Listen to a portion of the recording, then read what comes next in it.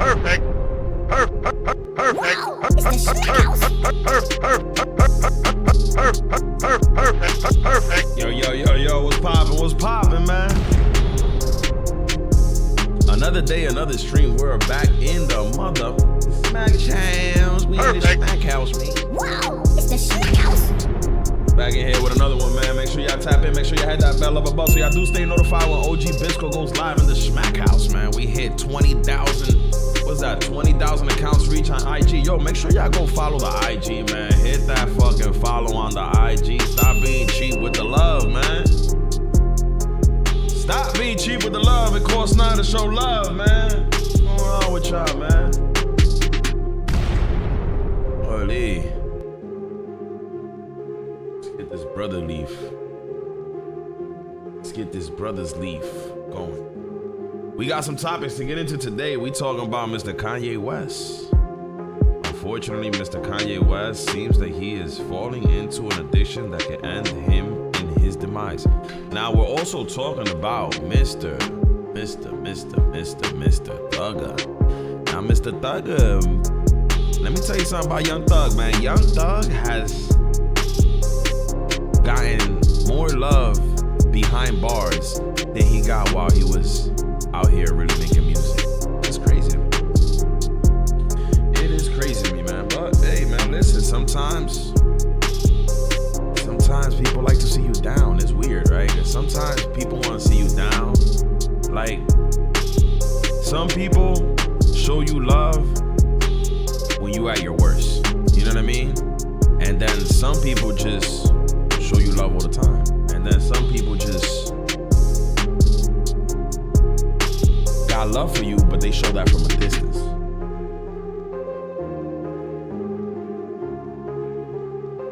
But seems like Thugger, listen, man, that boy Thugger has gotten more love after he got locked up than he ever got before. And it's the same thing with Nipsey Hussle. We seen it with Nipsey Hussle.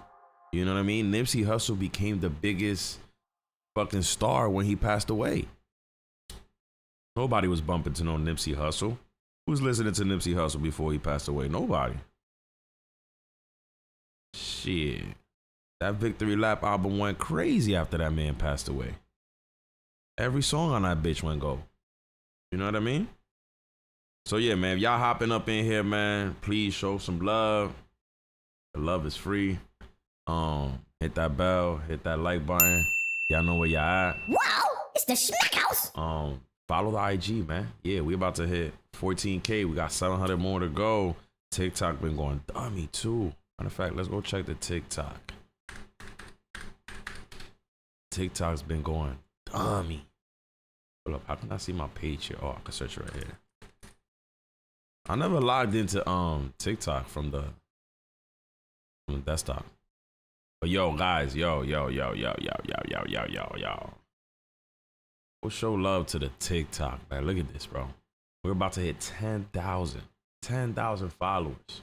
2 years in the working of the DaShmackHouse. You know what I mean? Like, it ain't easy, man. You know what I mean? No promo, right? I've never brought anybody up here that has had any type of clout. This is literally me grinding this shit from the bottom up. I hit 60,000 on YouTube. You know what I mean? About to hit 10,000 on freaking TikTok. About to hit 14,000 on Instagram. No promotion. You know what I'm saying? I ain't bring no stars up here. Which, when I really think about it, I think I probably should have. Brought. Maybe I will in the future, you know what I mean? Maybe we'll bring like a Charleston White up here. You know what I mean? Maybe we'll bring a Boosie Badass up here. But yeah, man, I mean, it's been me by myself, man. So listen, bro. They say that when you take the long road, you get the longer success. And when you take that fast road, you get that short success. I mean, we seen it happen by a million people. Yo, Mike Larry was good. Perfect. Yeah, man, we seen it happen with a million people. You know what I mean? Like, see them pop off and then they disappear. boys disappear? All right, so yo, make sure y'all go show love to the Shmack House on TikTok, man.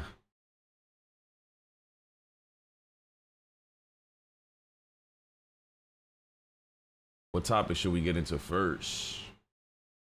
Let's see. What we got up here?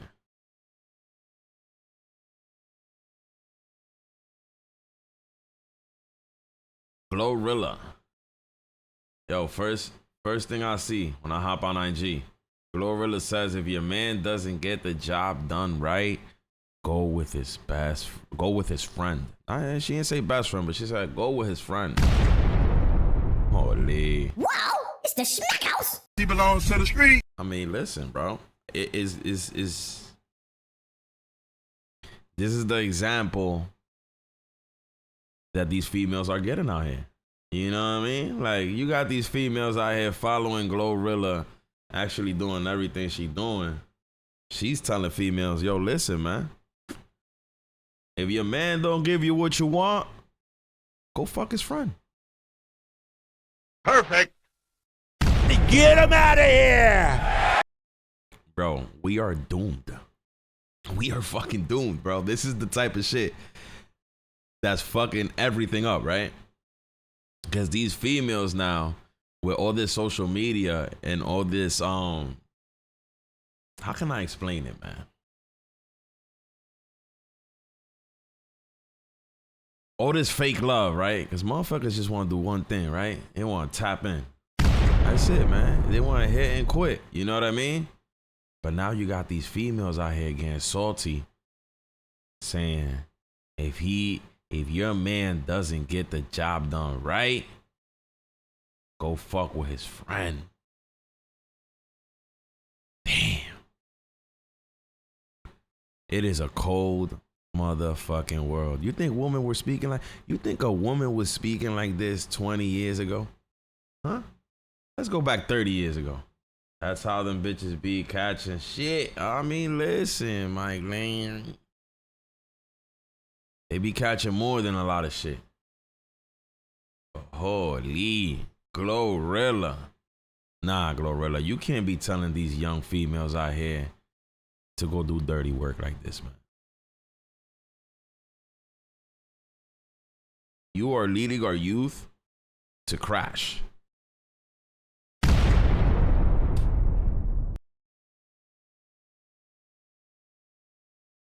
And this is whole behavior, man. This is what's being promoted in 2024, that whole behavior. It is the fucking truth, man. In 2024, these bitches want to promote whole behavior. But when they get called out for being hoes, they get mad. Oh, I ain't a hoe. Nah, not me. Bitch, you just went and fucked his friend.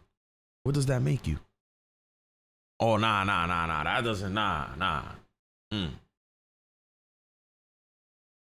That's what I get mad at. Because if you gonna say, go be a hoe, and then when you go be a hoe, you get called one, and you get mad, it's like, come on, man, what are we doing here? What are we actually doing here? You know what I mean?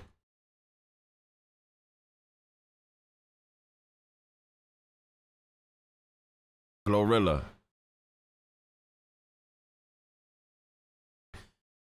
I can't even imagine what your poems look like, man. That shit gotta be refurbished like a motherfucker. I ain't gonna lie. A woman talking like this? How many friends have you fucked? I mean, if you promoting it, you must have fucked all your ex's friends.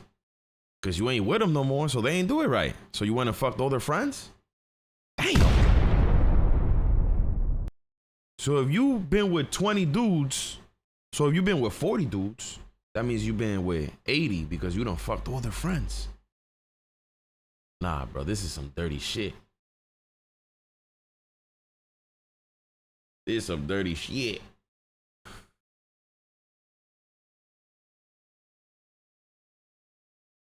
Nah, bro. Let's move it along, yo, Glorilla. Stop promoting this shit, man. Stop promoting this bullshit. it's okay when you say it in your music because it's alright. You know what I mean? She might as well have a hang bang, a gang. You been saying gang bang, hang bang? Like Larry, what are you writing? I'm just saying, like when Glorilla says this shit in the music, it's alright, bro. It flows through, right? It flows through. It sounds cool in the music, whatever. But when you tweet this shit out, nah, Glorilla. What are we doing? What are we doing? What are we actually doing out here? It's just crazy, bro. Now, yo, y'all seen I think I showed you guys 6ix9ine, right? So 6ix9ine's cars got repossessed, right? A couple weeks ago by the IRS because supposedly 6ix9ine owes $10 million to the IRS. So they came and they picked up 2 of his cars. And like I told you guys before, if they picked up 2 of his cars, it's because most likely those cars was completely paid off. IRS picked them up and say, hey, listen, this is how we can start making our money back. Boom. So let me see if I can find it here.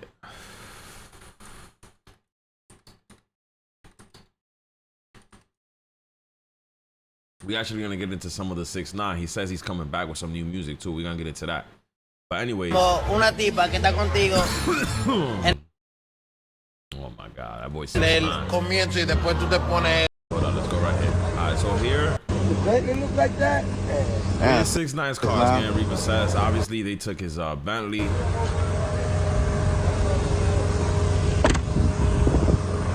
Damn, 6ix9ine, come get your shit, boy. So yeah. Hey, 6ix9ine, boy, come get your boy. Lambo got repo. So they took 2 of his cars. They took his Bentley and they took his Lambo, which he has more cars. I believe he has an Aventador. I think he has a McLaren. He has a bunch of other cars. But the reason why the IRS probably didn't take those cars is 2 reasons. Either 1, they're not paid off, or 2, they're just not under his name. I got you. Hold on, I got you. Hold on. Yo, I got you, my boy. 6ix9ine, come get your what is that? Priority towing, baby. The biggest in the city.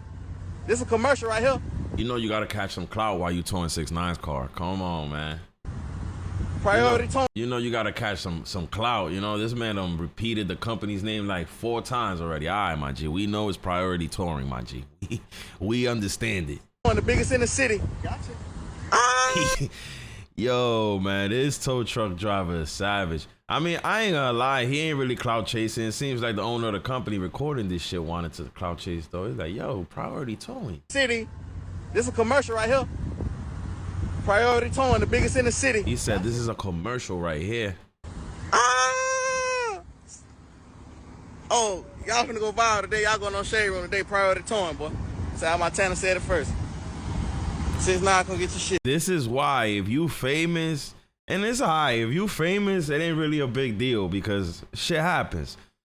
But when you somebody like 6ix9ine that wants to talk so much trash about having money, having a safe in your garage, talking about I got this, I got that. Bro, listen, man. When you get your shit told, motherfuckers is gonna troll, bro. They gonna troll. Shit, my boy.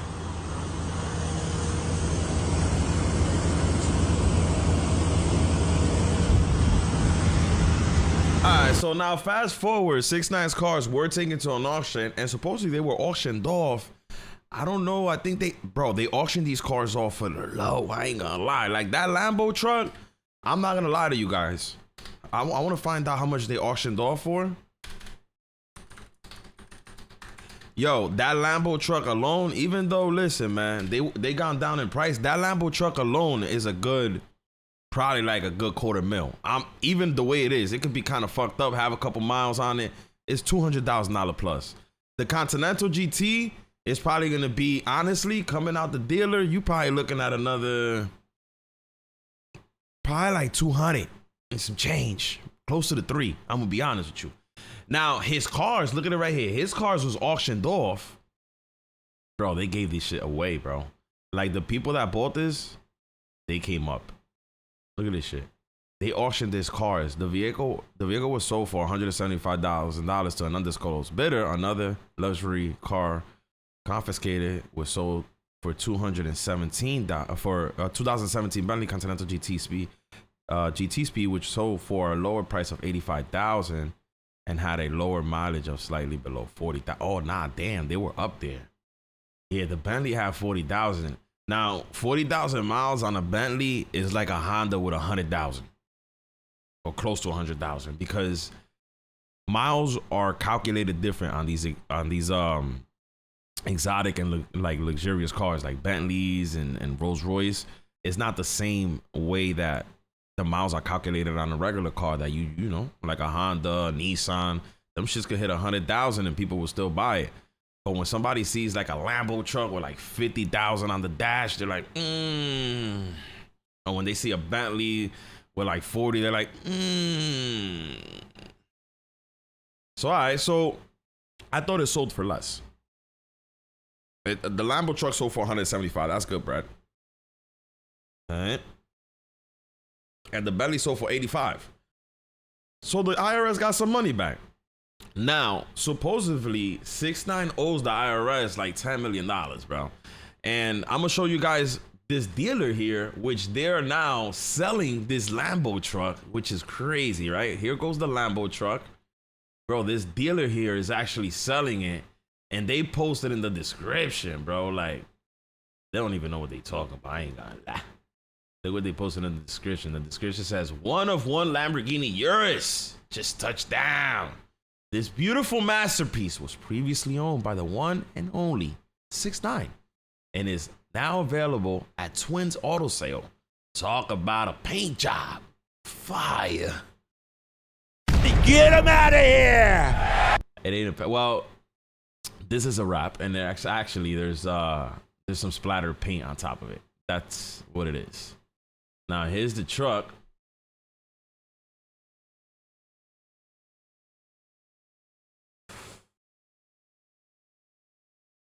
I wonder how many miles this thing got. They covered it right here with the steering wheel.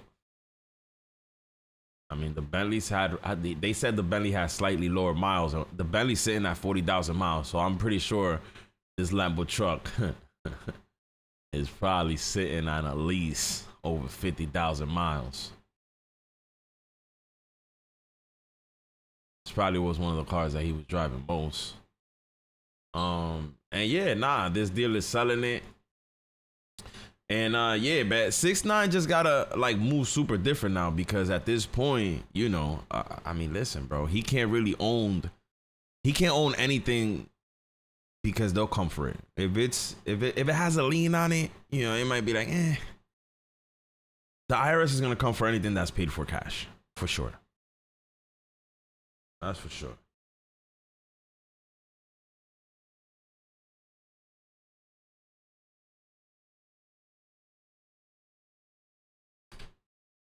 Why is IG, oh, there it goes.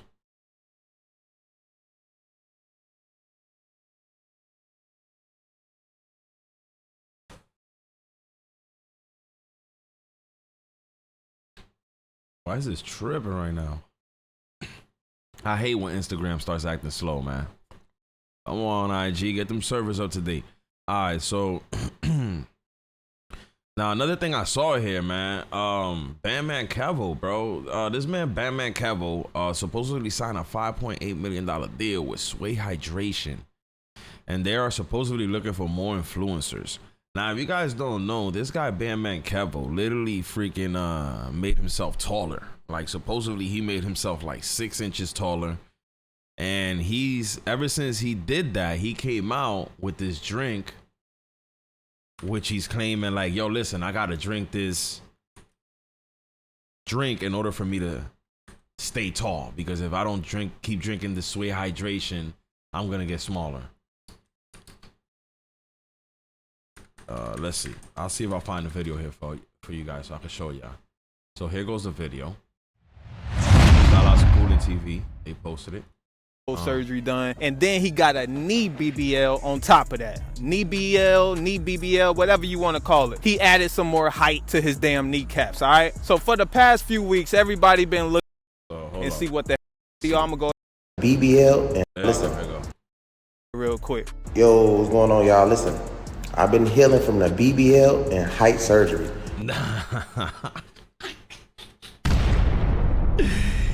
Yo, this man is crazy, bro. This man is crazy, bro. Like, yo, y'all see females, they start doing all type of shit to Bandman Kevo.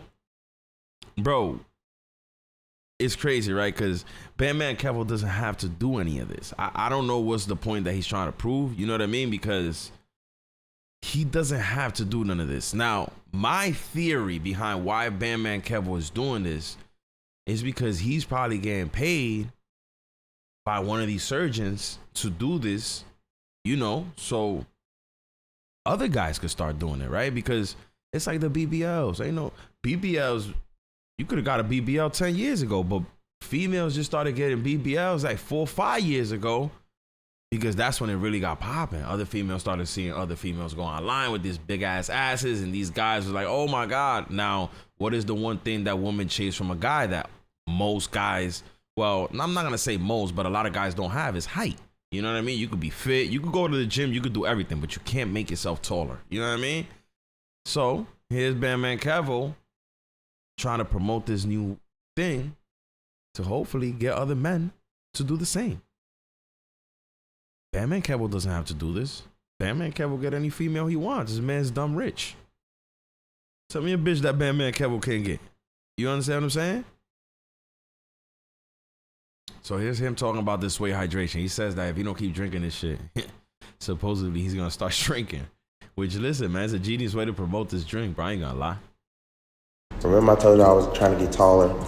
I'm now 6'8", but I gotta drink this whey hydration drink. This dude said he's 6'8". How tall was Bandman Kevo? Nah. Mike Larry said that you could only add like 3 inches. Mike Larry, this dude added like 6 inches. Hold up. Y'all know how tall this man? He wasn't that tall, bro. He was probably under 6 feet. Bro. Oh no, it doesn't say. I thought this was it.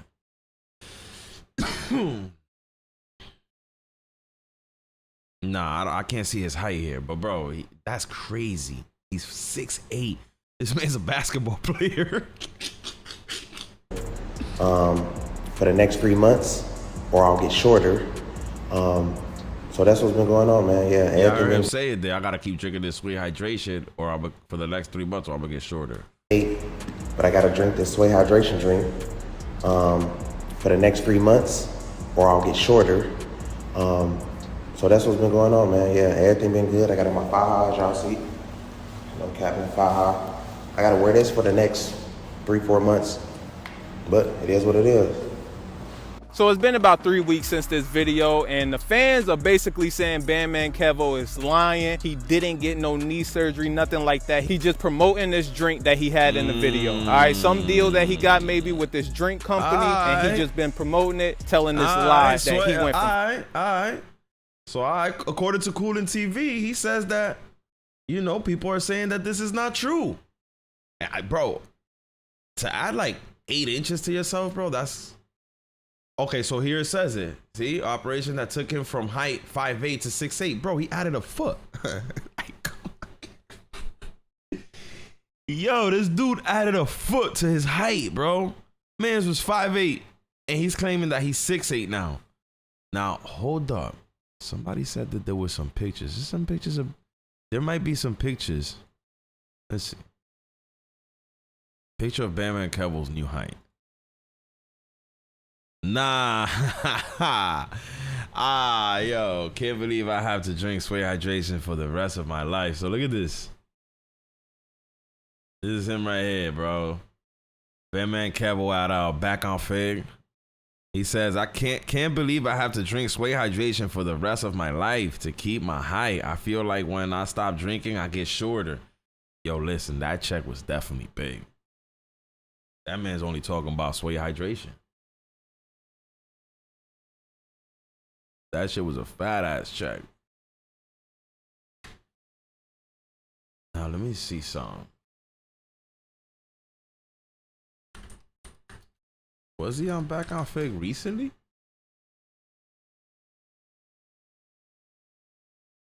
Okay, so he was on Back on Fig recently. Let's see. Tell these people All right, so here he is sitting down. He don't look like he taller, right? Well, about this motherfucker, of course, because I just can't That's him right here. squeeze Listen, a why good is his quality so low? Am I tripping? It's 1080.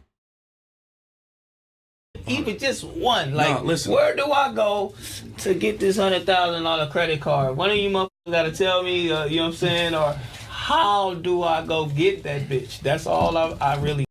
Now, let me see if I can see. Obviously, Bearman Kevo. Yeah. Y'all think that Bearman Kevo looking like he's 6'8"? Look at him sitting down. Y'all think this man really got some knee extensions? Now, in this picture right here, he definitely look like he's tall as hell because T-Rail is a tall ass dude. You know what I mean? T-Rail's pretty tall. But obviously, he probably standing outside. I don't know. Y'all let me know what y'all think. I don't know. I mean, it is a great way to market, if you ask me.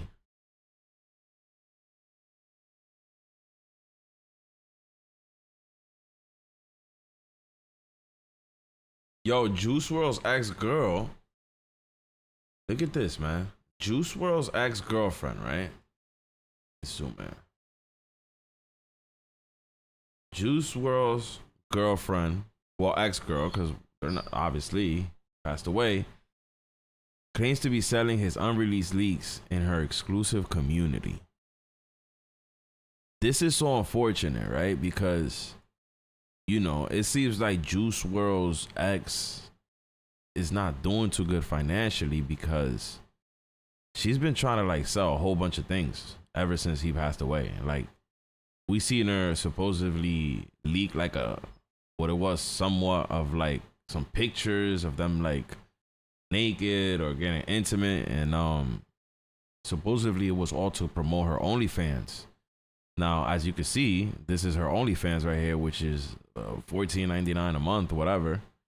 And she says here, leaking all the music. Someone hacked Jay and I's phones. I don't know. She don't even know, right? And is extorting me to pay him, or he will leak all his unreleased songs. To be honest, I don't care at all, and I'm tired of being put through hell over them.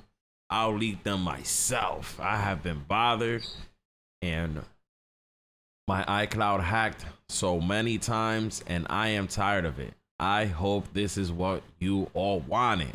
All of the unreleased album. So, yeah, man, like, she claiming that she getting hacked, which, yeah, we heard this before. She did mention some time ago that someone was like trying to like, that someone hacked her and was trying to like tell her like, yo, listen, you better give us some monies. And she's been like threatening to leak this. Now, I don't believe this is true. I honestly don't believe this is true because this is not nothing new. This is not new news. This is old news. She's been sitting probably on some unreleased J. Cole music. I don't know maybe how much of it is. You know, it says here on this picture that there's 1,500 items in this folder. So, I mean, I don't know.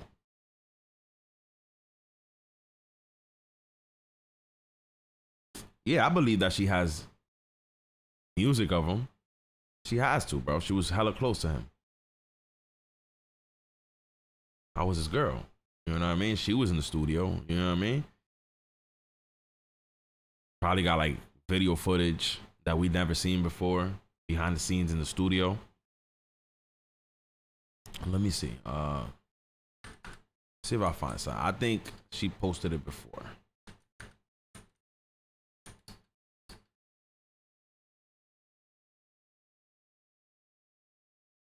She talked about getting hacked before. Look, this was 2 years ago. 2 years ago. It says here, a guy who hacked Ali's iCloud exposed her vids with Lil Sky, Smoke Perp, her other ex that had passed away. Now this is all right. So Man, this could be made up, bro. I'm on Reddit right now, so y'all know how this is. This could literally be made up. But this was 2 years ago. You understand what I'm saying?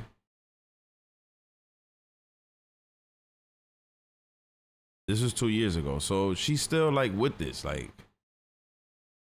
my whole thing is that the unfortunate thing about this whole situation is that she hasn't been taken care of. Like, we all know that Juice WRLD's music is still making hundreds of thousands of dollars, if not millions of dollars a year, still to this day.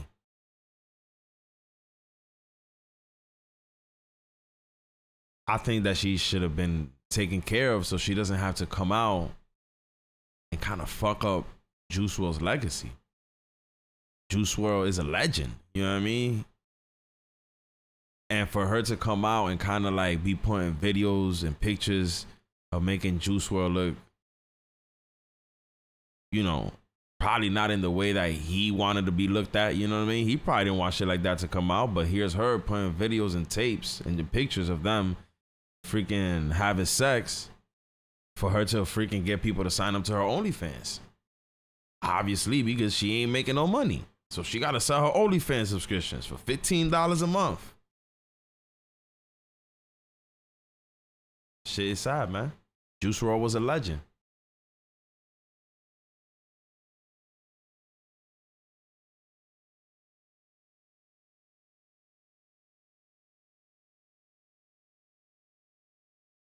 All right, let me see.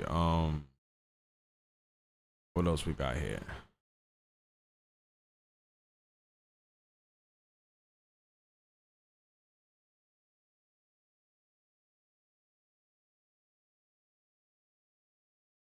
Yo, y'all seen this right here? So Say Cheese posted here saying that Colin Kaepernick says that he's still training to make NFL comeback despite not playing for the past 7 years.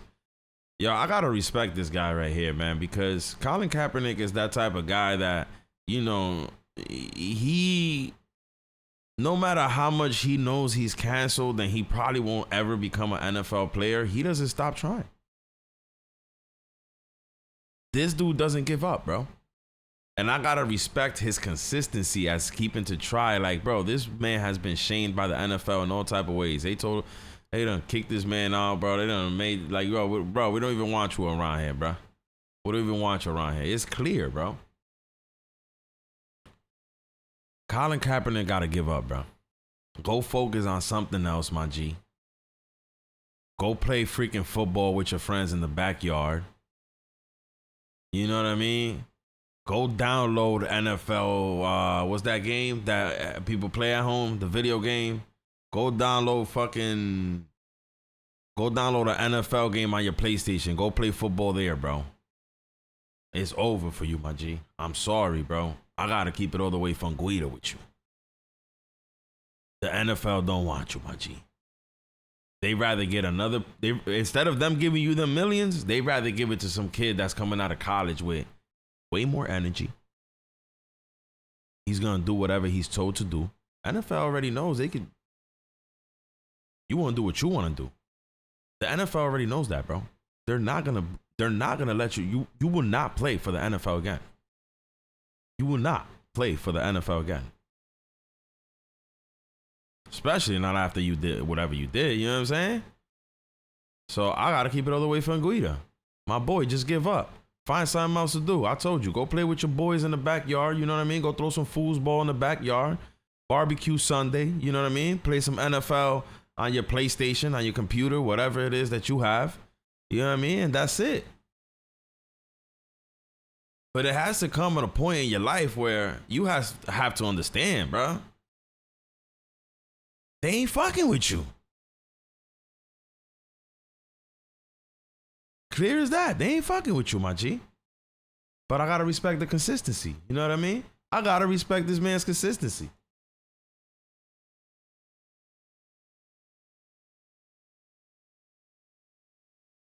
Hold up.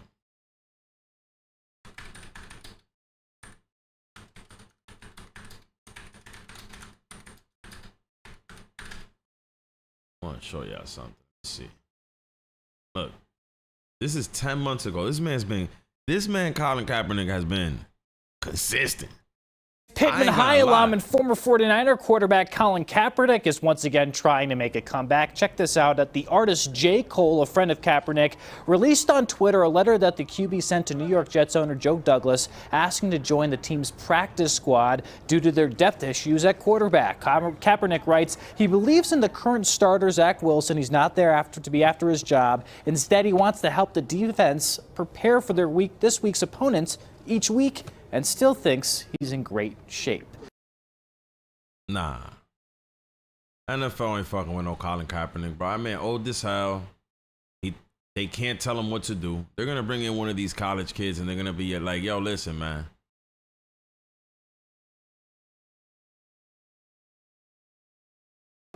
Could you talk a bit about just the legacy of this USA basketball team and having especially those big three players together and what that means for the sport?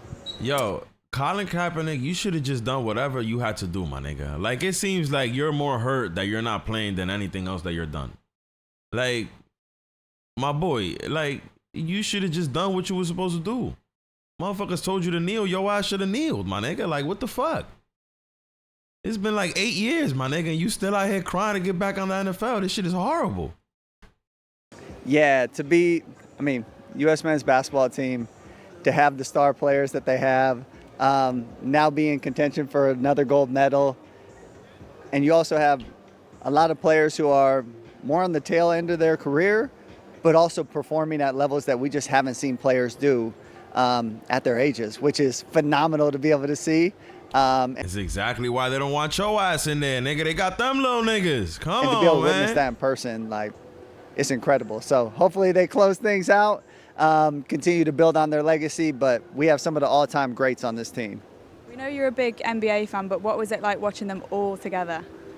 Oh, it's a rare opportunity when you get to see competitors who compete against each other their whole careers get to team up and actually play together. So to be able to see the dynamic of, LeBron, Steph, KD, Joel, Tatum, D Book, like, they got the full squad out there that they're all stars. And I mean, for me, I think about how you even put a team together. Like, all right, these are the 5 that are going out at any given moment. I don't want to be the one making that decision because everybody's so talented. So it's phenomenal for the sport. It's phenomenal for viewers, and excited to see how they finish things out. It seems like the Olympic spirit has got to you as well. Obviously, the next Olympics is in LA. Will we see you play flag football in 2028? Yeah, hopefully we'll be out there. We're going to work on some things, see if we can make it in there, but would love to be out there. And will we see you play NFL again? We're still training, still pushing. So hopefully we just got to get one of these team owners to open up. What would it mean to you to play NFL again? It's something I've trained my whole life for. So be able to step back on the field, I think that would be a major moment, major accomplishment for me. Yeah, so nah, man, ain't no way that this man's making no comeback back to no NFL field, man. I'm telling y'all right now. And listen, bro, if he does, y'all can come in here and bash me. But I'm telling y'all right now, ain't nobody putting this old ass motherfucker on no field to throw no foosball, bro. I told you, just call your friends over, football Sunday, grill some chicken wings, and call it a fucking day, my nigga. Like, yo, just let it go, bro. It's gonna be better for you. Now, moving along, yo, look at this right here. Kim Kardashian claims that her kids, they are tired of not having a dad. You know what I mean? Her kids want to have a dad around, and supposedly her kids are already suggesting the guys that they want her to be with. And, this is what she had to say. Oh, and I thought you meant like a love scene in a show. No. You're not single. No. Yeah. My kids.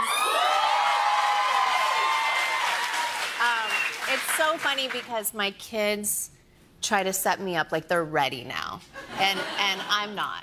But like, You're not, but they want. It's like, all right, Mom, let's go. so particular. Like they come home, they make lists. My Saint wants me to be with like any basketball player or soccer player, and I'm like, if you only knew. Like it's no. Yeah. And then like some of my kids want me to be with streamers. Like they have lists and they try to sneakily set me up, and I'm like, guys, this just isn't what I want right now. Yeah, but are you? Now, there you have it, man. Listen, man, it is just so sad, right? Because, man, that boy Ye, what I heard, I don't know if y'all saw the video, you know, it seems like Ye is super disconnected from life right now.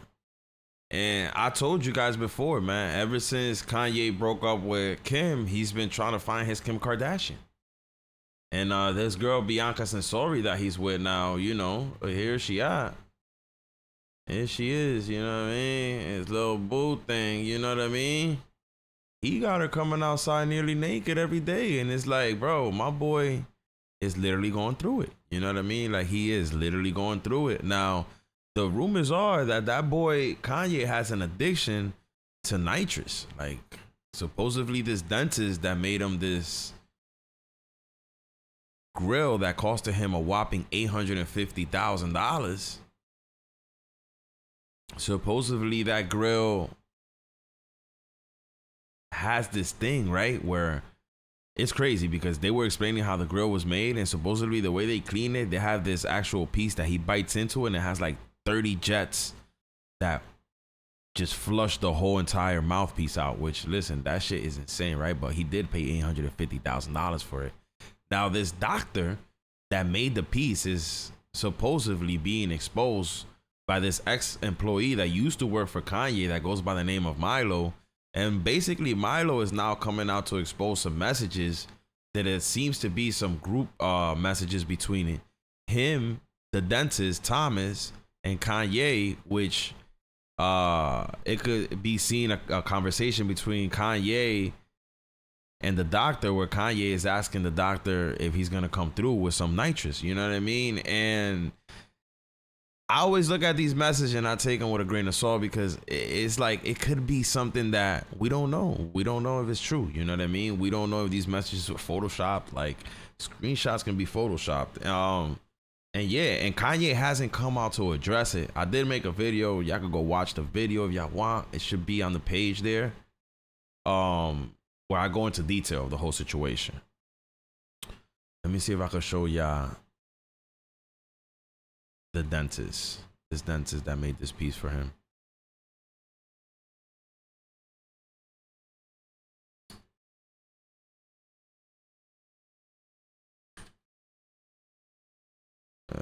So here's the doctor. This is the doctor that's being accused of supplying Kanye with nitrous. It is. Now, this guy has made mouthpieces for Post Malone, The Baby, a bunch of artists, man. Like, not just Kanye, but here's him explaining how how he made Kanye's mouthpiece and how it actually works. The most unique and innovative thing that I've done to date is with Ye. I think when you first look at it, it's a little confusing. It's futuristic, and you find yourself kind of looking, and it's attractive. I think the inspiration was really his mind and his vision. There's a lot of thought behind it. We're so locked into a box in dentistry and like tooth shapes, colors, and all of a sudden somebody comes and says, hey, let's do this. And you're like, whoa, what? To take it a step further, we partnered with a company called Proclaim, and they make this oral device and uses 60 jets to flush your mouth. They created a custom piece that he bites into that literally lines up and flushes into portholes that clean everything. So it's genius. Thank God we have people like him that have minds that are so expansive. You know, I'd love to say I had a part in it, but, you know, I'm the guy that implemented his design. 100% of it goes to him. Some people I think don't understand, and I don't expect everybody to understand that. Why do people think that I removed Ye's teeth? The Daily Mail UK, I might be mispronouncing the name of the publication. They caught wind of something in a press release, and without verification or without anybody. They just ran the press. I think every aspect of what they wrote was inaccurate. Yeah, so Yachty... All right, so that's the doctor right there, the dentist that is supposedly supplying Kanye with the stuff. This is him right here, I think it is. This far right political commentary game Nelly above God West hooked on nitrous oxide, which is more commonly known as laughing gas. This is the dentist right here. And here's Kanye with this mask. Now, when I seen Kanye with this mask, I was like, bro, this right here looks kind of like, I don't know, man. Like, what else can it be if it's not that? You know what I mean? Like, why does Kanye have this mask on? You know what I mean? Like, it's just, it's looking a little, you know, shiny.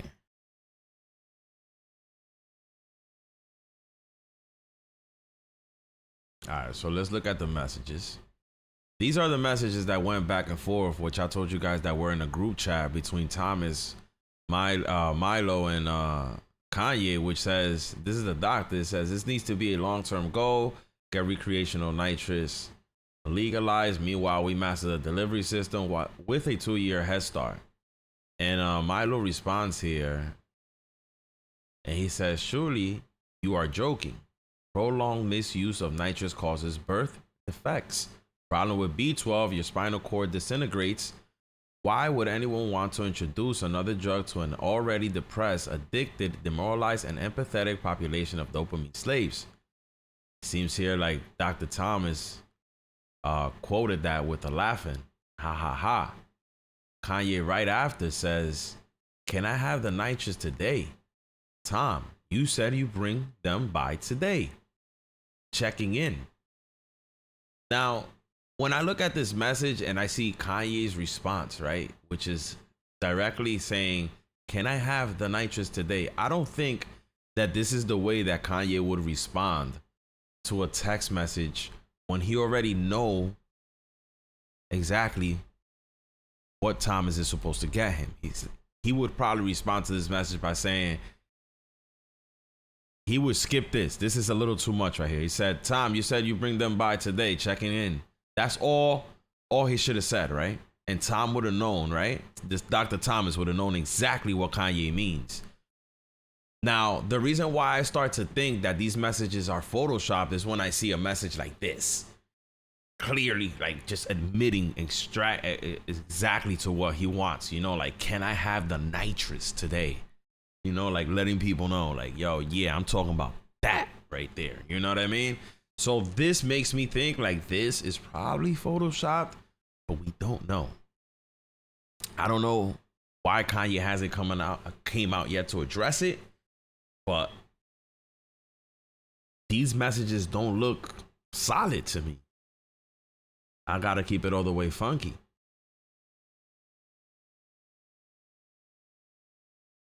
It just doesn't. So for me to sit here and say, is this real? I don't know, man.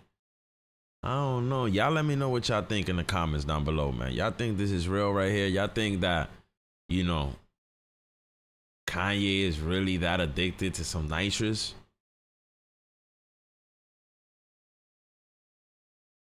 Now, nitrous is something that, you know, it'll kill you. It's not like smoking. It's not like even doing some yak. It's worse than that.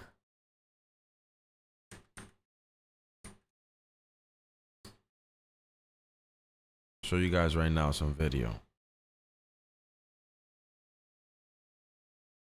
And there was a woman that was addicted to nitrous, right? Right here.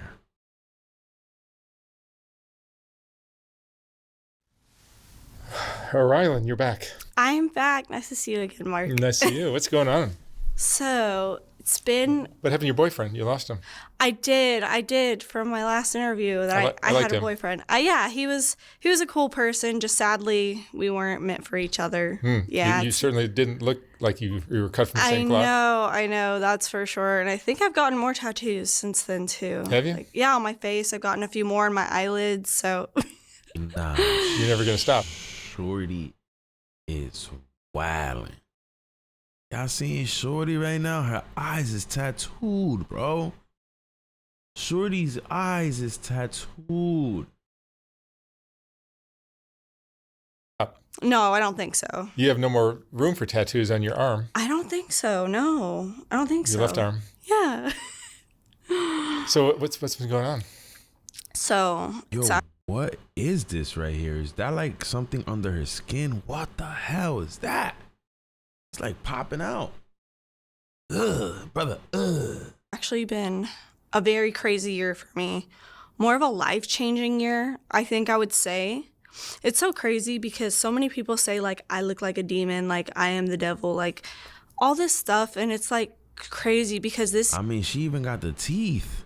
She got the demon teeth. Year, like, I actually found demons and the devil. And, like, I know all about that stuff now. And it's... I went through a really hard time this year. I got addicted to a substance called Whippets or nitrous oxide. You can find them in vape shops everywhere. And that's basically what I spent my whole year doing. So nitrous oxide is something you inhale, right? Yeah, you can inhale it straight from the bottle, or you can get a balloon, which was my favorite way to do it, and you can blow it up and then huff it. It's one of the most dangerous drugs out there, and people don't understand that. It put me in the hospital for 2 months. I almost lost my life. I remember back in the 70s going to punk rock. This is crazy. Why would I want to be doing something that's going to put me in the hospital? Or kill me, bro? Like, what is this world coming to, bro? Like, someone please explain it to me because I may be lost. How can something be so good that I'm willing to lose my life for it? What are we fucking seeing in 2024? Rock shows, and you'd see a lot of people doing nitrous oxide. Yeah. And I remember that everyone saying it's only memory, and it's like... You know, and I thought so too. That's why I was like, it's just a funny gas, like it's fine. But it is one of the most expensive drugs out there. I have found that out. One tank alone costs $80 to $100, depending where you go. And you can get them at any vape shop, anywhere you go. And what I found... Vape shops is selling this ish? Why would vape shops be selling nitrous? What do you need nitrous for at a vape shop? I'm trying to think. Yo, Mike Larry, you still in here, man? That shit's crazy, bro. Found out is that it's all synthetic and fake. It's like none of it's real nitrous oxide. So it's all like food oil and compressed gas, and this stuff is like really hurting people. And what is the benefit of it? That's what I'm trying to get my brain to figure out, because I'm like, why did I do this to myself? The benefit is you literally just get so numb. You can't feel anything. It feels like dizzy gas, like you get dentist nitrous oxide. It literally feels like that until you are 8 cans deep and you've been doing it for like 3 or 4 months, and then you realize you can't even feel it anymore. You just have to do it to literally breathe. And it's addictive? I think it's wild. It's more addictive than most of the drugs out there. That's crazy. Nah, Mike Larry, nah. Yo, they got that. I ain't even gonna say, but they got that over there, Mike Larry? Nah, bro. They selling that at that? Nah. I'm a call. I need all this shit removed from the shelves, bro. We can't support this, bro. If they got that at you know where, man, we gotta make a phone call, bro. We gotta start removing nitrous oxide from all these shelves, bro. We gotta start saving lives, bro. What are we doing in 2024, bro? We got these Gen Zs out here fucking just huffing and puffing cans, bro. What is going on, man? I'm just keeping it all the way from Guida. Nah, bro. Why would they sell this shit at a smoke shop? Why? Why would they be selling this at a smoke shop? That's weird, bro. So anyways, man, listen, if Kanye is off of this shit right here, his life is really over. You know what I mean? Like, there is no coming back from this. You could hear this woman say right here, she's saying like, yo, listen, I'm hooked on this shit. You know what I mean? Like, I can't get off of it. I need it to breathe. She needs it to breathe because her body now is so used to the nitrous that it requires more nitrous than oxygen in your body. Imagine that. Your body needs more nitrous than oxygen because your body's more used to the nitrous. Bro, this is insane. Like, I believe it's more addictive than methamphetamine. I'm not even lying. Oh, nah. Like, it's so sad because even to this day, to this second, I still want it. I still want to do it. I'll never touch it again, but I crave it every second of the day. You hear this? It's a really... And one thing I also notice, a lot of people that do this, their face is very bloated. And y'all have seen Kanye face, how he's been looking. Super bloated lately. Super bloated. A tough drug. Yeah. What made you try it in the first place? So I tried nitrous oxide because a few of my friends were doing ketamine, and they also had a bottle of nitrous oxide with them. And it just looked like a funny gas bottle. Like, I didn't even know what it was. It just looked so silly to me. And they were like, just take this balloon. It'll make you, like, dizzy and feel funny. And I was like, Don't be okay. the worst. So I tried it. Don't be the worst friends, man. Yo, just take some of this. It'll make you feel dizzy and funny. Get him out of here! Fuck. What are we talking about? I did it the first time, so I don't even know why I went back. It like literally made me black out. It'll make you black out. I did it a lot in my car too. That's the most dangerous thing ever. But oh nah, shorty, nah. See, nah. This is why cars be totaling up. This is why lives get lost. People like this doing dumb ish like this. That's crazy, bruh. That's crazy. Shorty was getting behind the wheel while she was doing this. Then they find a joint in her car and they say that she crashed because she was high. And it's weed. No, it's not. That bitch off some other shit. The fuck? it made me like black out, and then I didn't take it for a while. But then I just got into this huge depression, and I was like, well, I don't smoke weed. I don't like weed. So let me like try this funny gas again. Cause like, oh my God. They can make flavors of it, which is literally the worst. Flavors? Yo, Larry, you hearing this, bro? They got flavors of this shit? That you can get is flavored Whippets. It's food oils and it'll give you pneumonia. What the fuck? So I just started doing it. I was like, I did 1 can every other weekend or so. And then after that, it just got to every day. And I was like, okay, 1 can a day isn't so bad. Let me just like try to stop. But then after about 2 months of doing it, I was like deep. I was in it. I was like, I can't stop this stuff. I love it too much. I took that drug over my life. I planned to pass away on my birthday. And I actually went into the hospital on my birthday, April 9th, for nitrous oxide poisoning, or synthetic fake oil poisoning, which is basically what it is. And it's crazy. I just saw down the street someone in their car just... Somebody pray for this girl, bro. This is sad, bro. People like this need real life help, bro. 1 can a day is OD? Yo, Mike, you done this shit before, bro? This is sad, bro. I hope you won't be fucking with this shit, bro. Bro, don't fuck with this shit, bro. We need to get this shit off the shelves. How is this stuff being sold?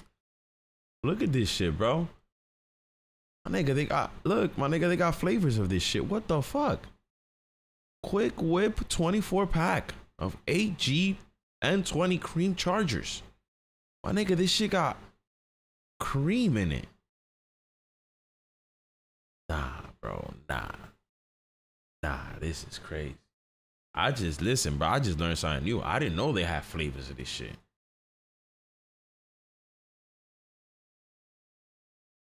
Oh, nah, gang. We are doomed.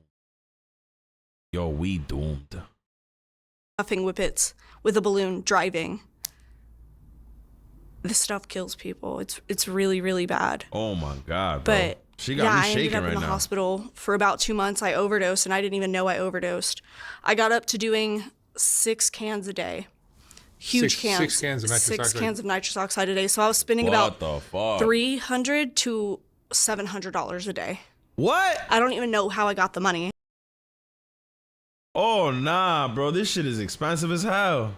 Really, really bad. But yeah, I ended up in the hospital for about 2 months. I overdosed, and I didn't even know I overdosed. I got up to doing 6 cans a day. Huge Yo, Shorty was doing 6 cans a day. cans. 6 cans of nitrous 6 oxide. cans of nitrous oxide a day. So I was spending about $300 to $700 a day.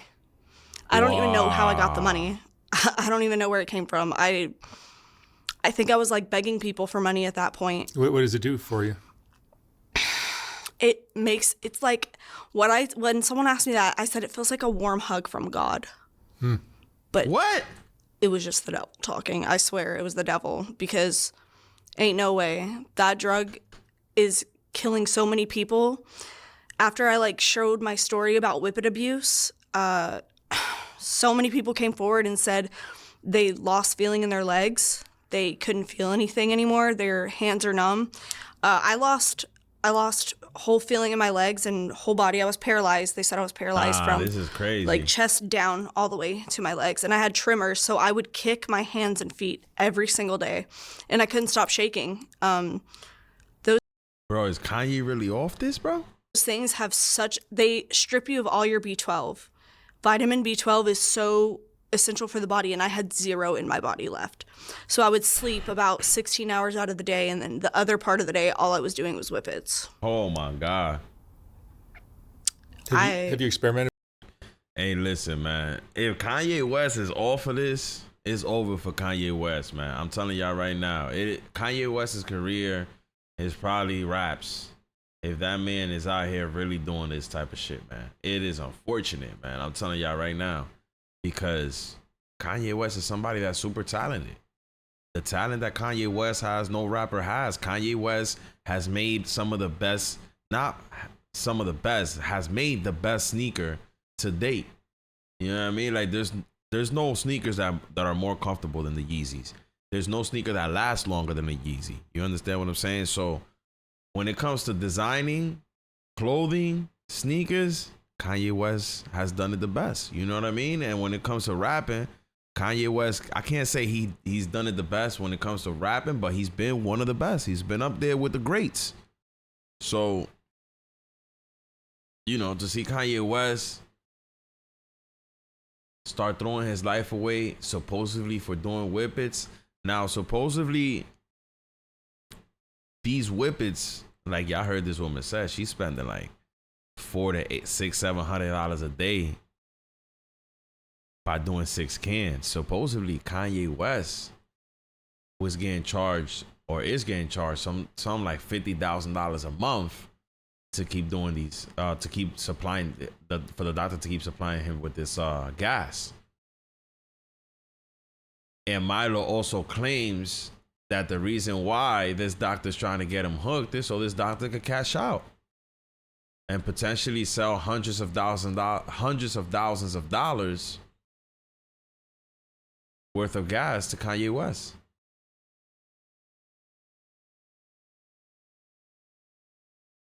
Look, it says it right here. I'll show you guys. It says here, reps for West and Kanye did not immediately return page 6 request for comment. Now it says here that this is Yiannopoulos. This is the Milo dude. Claimed online last week that the dentist had gotten West addicted to nitrous gas in effort to diminish Ye's mental faculties so that Kanye and his business associates could extract millions of dollars from him. Y'all hear that? The far-right political commentator further claimed he uncovered the fraud and intervened, which upset the Jesus Walk performed and led to Yiannopoulos' exit of Yeezy earlier this year.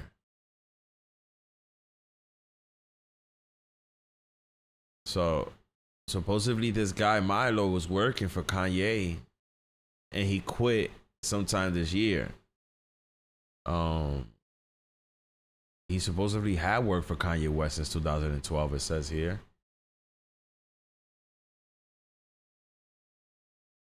Now,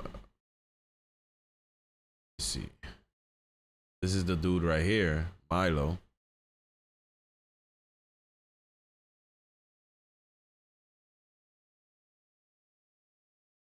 It says here that he posted a legal affidavit which alleged the dentist charged West $50,000 a month to supply nitrous gas for recreational use. A rep for Kanye denied the allegations to TMZ Wednesday, saying Milo's ex post was not only factually incorrect, but also intentionally misleading. The rep also accused Milo of making false statements to gain attention and damage Kanye's reputation. I mean, if this is true, this is in messages, right? This is actually, there's actually real iMessages, but like I told y'all, we won't know. We won't know if those messages were fabricated.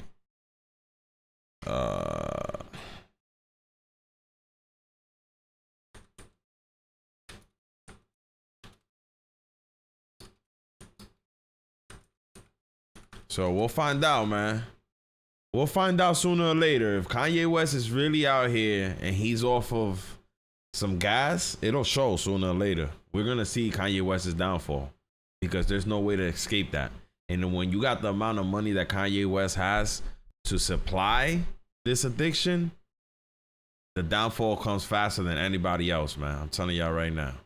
If that woman was out here spending that type of money and she barely had the money, imagine how much Kanye West is gonna be spending. I mean, supposedly he's already dropping 50,000. I'm pretty sure that's gonna go up, right? Because from what that girl says, she claims that it only makes you want it more and more to the point where you can't even breathe because all you need, or all your body craves is nitrous. That's horrible. Now let's get into this Big Boy interview. Now, Big Boy interviewed Sam, which is Black Sam. Black Sam is Nipsey Hussle's brother, and Black Sam really hasn't came out to speak anything, you know, ever since Nipsey Hussle passed away. Yeah, we heard a few words here and there, but we never got an actual interview of Black Sam, man. And in this interview, man, we kind of hear some of what really happened in the background the day that Nipsey Hussle passed away. And it's crazy, man. It's a sad story. What you saying, bro? Like, for one, I got to thank you for your time. Let's get into the profit margin on it was like shocking. Couldn't believe it. So, Sam, what was it? It was part ways, and yeah, let's get into the meat and potatoes. Time ago when he was in high school, and when you saw Nip kind of getting in a lot more. Yeah, this is like of stores. I think it was in a documentary, man. Yeah. What did you learn early on when you go brick and mortar? Let's find out. Hey, but y'all made whatever the label, the radio station. Idris Sandu. It's, you know, driven from his vision, and he got the right vision, and out that the owner was a black man to support. And I'm sure I passed on March 31st. Didn't like that. And did the video. Khaled got out of there perfect and smooth. And like, bro, I'm not calling you. And bro got shot.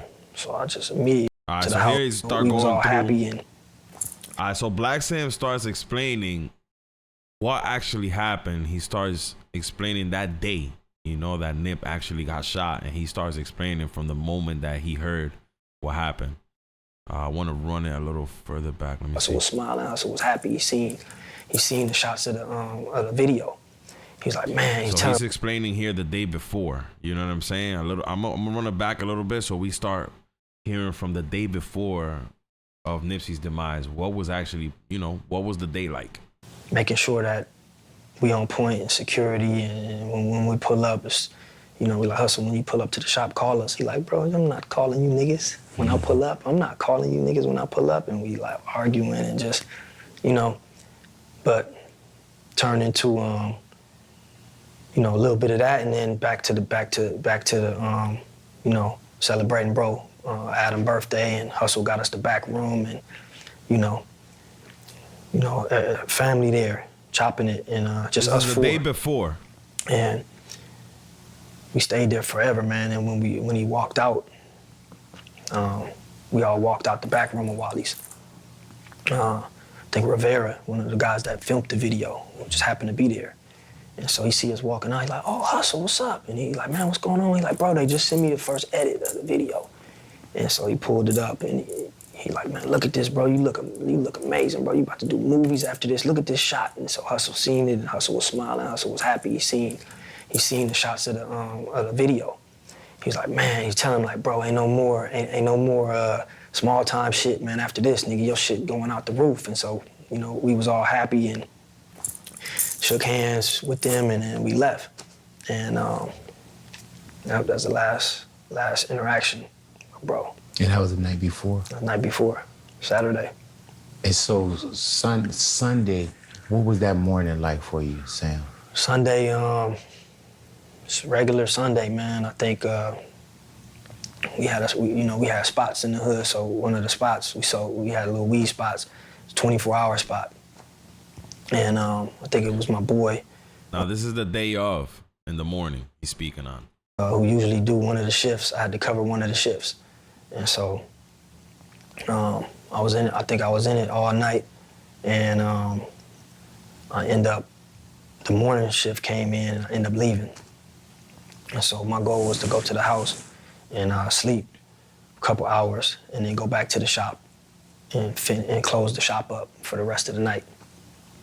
So I'm at Granny house, sleep on the floor, and this phone just going crazy, man. It woke me up, and I picked the phone up, and you know, forget who called me, man. I just hear people screaming in the background, and they like, man, you know, bro got shot.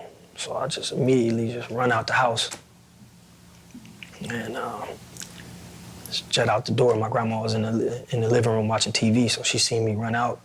Didn't close the door, just got in the car. My grandma's on 5th in Slauson, so the shop is maybe like 6 blocks away. So I just ran every light, every stop sign, and get there, and man, it's just going crazy, man. You can just tell he's just, you know, he's rerunning that moment in his head, and it's just like, yo, man, it hit different, man. You know what I mean? Because at the end of the day, bro, when you're sleeping and someone wakes you up to some news like this, it shocks you way different, and it hits you way different than if you was up and your brain, you know, is actually running, functioning. You're like, you know, you're moving. But when you're just sleeping and you just wake up to some horrible news like that, it hits 10 times worse, man. Me personally, when I lost my father, I was woken up to it. I woke up to the bad news. You know what I'm saying? Like, I literally woke up to my cousin waking me up and telling me that my father had passed away. So I kind of really feel what Sam went through at that moment, because it's something like when you're up, but when you're just sleeping and your brain just, you hear that news and your brain is still trying to like comprehend, and you're trying to like, is this a dream or am I like, is this real life? You know, like it hits different. You know, everybody screaming, and I just see bro, and I'm just, you know. Like that right there also, you know what I mean? He even got there, you know, he got there in the flesh, you know, like his brother's still laying on the floor. Nip is laying on the floor, people screaming, you know what I mean? Like Sam explains that his brother was still responsive when he got there. It's fucked up, but bro still breathing.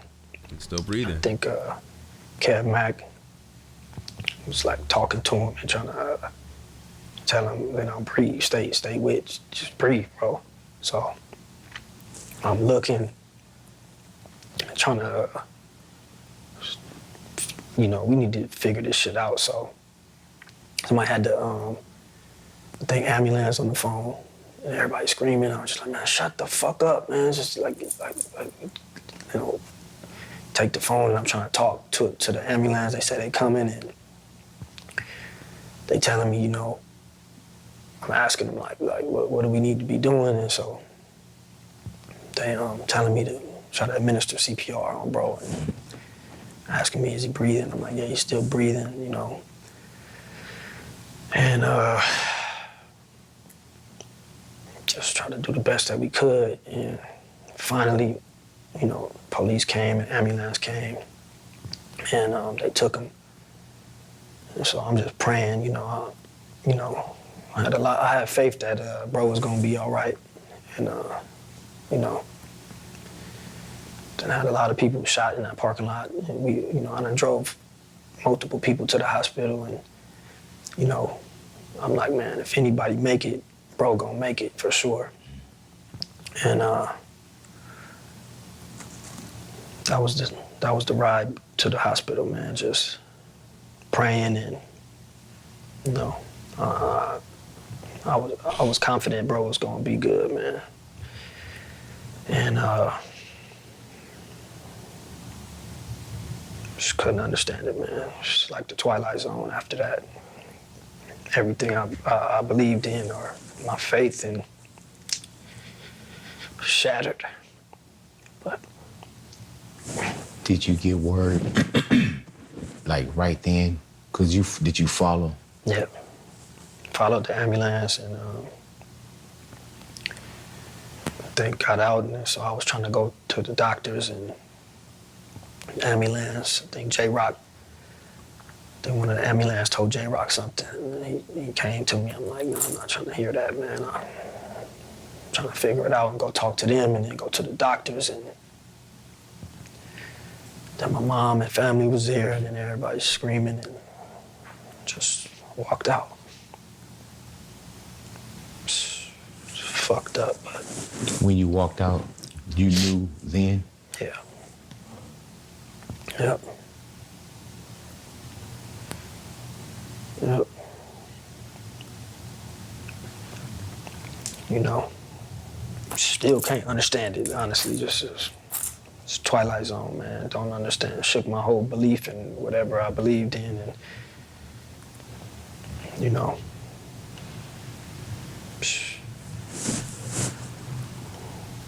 Man, that's one of those. It's wild too, because we thought we had it like rough that day, or when we started hearing calls, or we started piecing things together, man. And the first thing I thought, you know, you started thinking about family. You know, of course, you pop up. Then I'm hearing certain things, and I was like, man, was Jay there? Because I knew we had heard it was a couple people, and I was like, when I called Jay, when he didn't answer, I immediately put him there too. Right. You know what I'm saying? Because I would always see them together. You know, and it's crazy because we never had a chance to talk, but I didn't know that y'all had that much conversation even the night before. Yep. About, man, you know, we gotta move a little different. You know, we gotta make sure that security's on set, and, you know, bro doing his regular routine. Yep. You know, like at home. You know. With that, bro, it's like, not what is the first thing that you do, man, but where's headspace, man? Because it's hard to just not, you know, either throw it all away or give it all up. Right. You know, because we got Nip as friend, music, whatever it may be. You know, y'all sharing bedrooms, that's like me and my bro. Right. You know, at some point, do you feel like any of this is worth it, or were you ready to throw it all away? Oh, no, man. Not 100%, like, crash out, broad daylight, whoever. And, you know, we start figuring out who the streets was saying it was, and, you know, that's what the whole unit was like, where's this nigga at? And, you know, that was the mind space at that point. Yeah. Aside from just dealing with, you know, the reality, you know, but it was just go time, man. And, you know, they're gonna make sure the kids is good, make sure his kids is good, and make sure we keep going. Is it as random as what the public thought it was? Like, Nip seeing somebody, Eric, and talked, and... I mean, you know, he already got convicted, so for me, without going into too many details, somebody come to the shop. They know we in the doorway. When Hustle pull up, we in the doorway. You gonna see me with a hoodie on, and I got a pistol on me. You gonna see one of the team members in the hoodie in the doorway with a pistol. That's protocol when Hustle pull up. So it's Sunday. It's busy in there. Why the niggas in there didn't follow the protocol? I wasn't there. Why they didn't follow it? Maybe they was fucking around helping the customer, doing some fucking customer service. This is what I'm thinking, trying to, you know, transition into some legitimate just selling clothes. But nobody was in the doorway. And from my understanding, old boy walked up with no shirt on first to check the scene, because he know what's going on in that parking lot. And had a conversation, probably seen nobody was in the doorways, checked Hustle had on shorts, checked everybody else, left. They say came back with a red shirt on, tiptoed through the alley, and went right and started shooting. So to me, that's premeditated. Number one, there's no red shirts in the hood. You can't buy no red shirt. No liquor store sell no red shirt. Number two, when a nigga come through the alley with a red shirt, that's the throw off, or the Bloods did it, or the Inglewood families did it, or the BPS. That's the throw off, red shirt. So for me, he felt he was supposed to do a job, or somebody sent him or whatever, and he was nervous. He was supposed to hit that alley with that red shirt immediately, but he didn't do that. He came in and he wanted to check the scene. He wanted to make sure he wasn't getting into a shootout. And that's my thoughts on it. You understand? So, and can't nobody tell me nothing about that, because it just don't make no sense. It's not random, you know. I know Hustle. You know, ain't nobody gonna say nothing crazy to Hustle, because they know what come with it. No matter what age you are, niggas ain't saying nothing crazy to Hustle, wherever you find him at. But on Crenshaw and Slauson, definitely you're not saying nothing crazy. You're gonna come, you're gonna tuck your tail and be humble, and if not, you're getting beat up on the spot. And we done did it a million times. Hustle done did it a million times. So the fact that he left tell me everything I need to know. It was no argument. You know, it was no sense of threat. Because with that come, like, hey, be on deck. It was none of that. It was just, you know, to me it was, let me come through, let me see what's going on, and then let me, you know, in this broad daylight, man, and it's, you know, it's a lot of unanswered questions, man. You don't believe he had any? Now, I'm gonna tell you guys something, man. Every time Nipsey Hussle went back to the hood, he was putting his life at risk. And his brother knew it. That's why they used to, as soon as Nipsey Hussle used to pull up, Black Sam says it was protocol for him to stand at the door with a gun, his homie standing on the other side with a gun.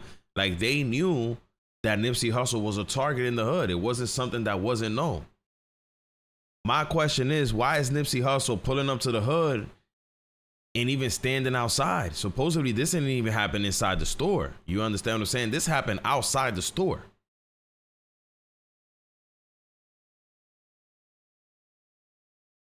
But I also kind of understand it, because it's like every other rapper. They always want to go back to the hood, man. And the hood don't always love you, man. There's always that one hater, man, that's willing to crash out because his whole life is some bullshit, and he want to throw it away because he mad that your life ain't his life. And there's always a couple of them dudes in the hood. I don't care what hood you from. I'm from one of the worst hoods in Jersey, and I'm telling you, there's a bunch of motherfuckers like that in my hood.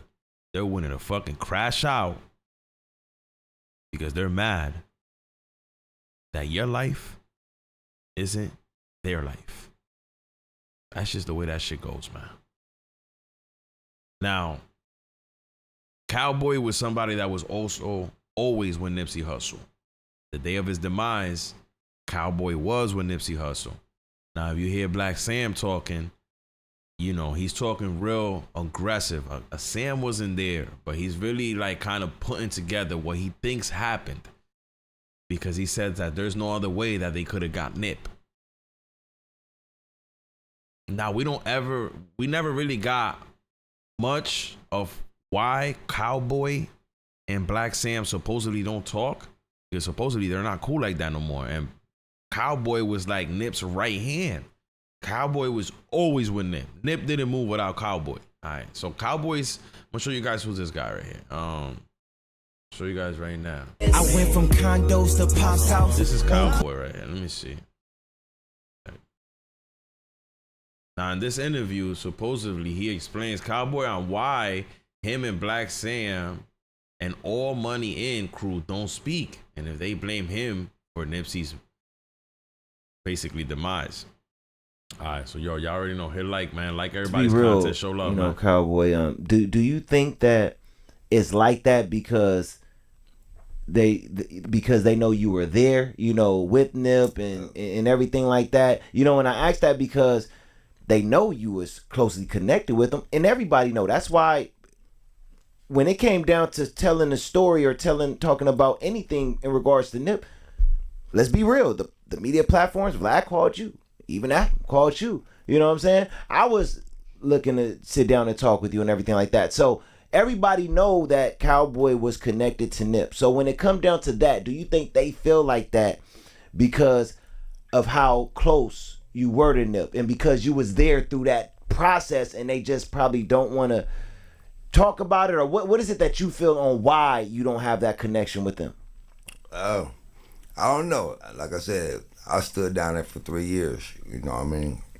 So I could got any support, you know what I mean, from a lot of different angles, you know what I mean? I felt some support could have came from a lot of different directions. You know, a lot of people said they love Nip, a lot of close homies, a lot of people got bread.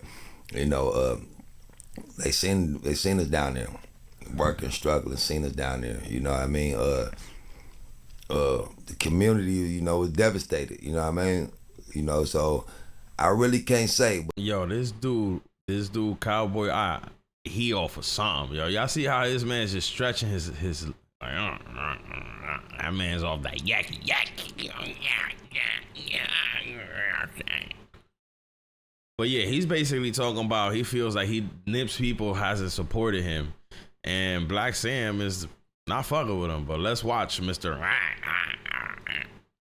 But you know, I was hurt more than anybody, and I was down there every day. Yeah, he off that yakky, bro. He off that straight pull that. Hey, you know what I mean? So, like I said, I should have got some more support, I felt. You know what I mean? I felt I should have got some more in-house support, and I felt Nip loved a lot of these niggas, and they should have showed some more support. You know what I mean? Simple as that. They should have showed some more support. Should have done something. You know what I mean? You know, done something. Everybody ain't got to go to court. Ain't everybody got to do what Cowboy do, but you know what I mean? They could have done something. Yeah. No, I feel you on that.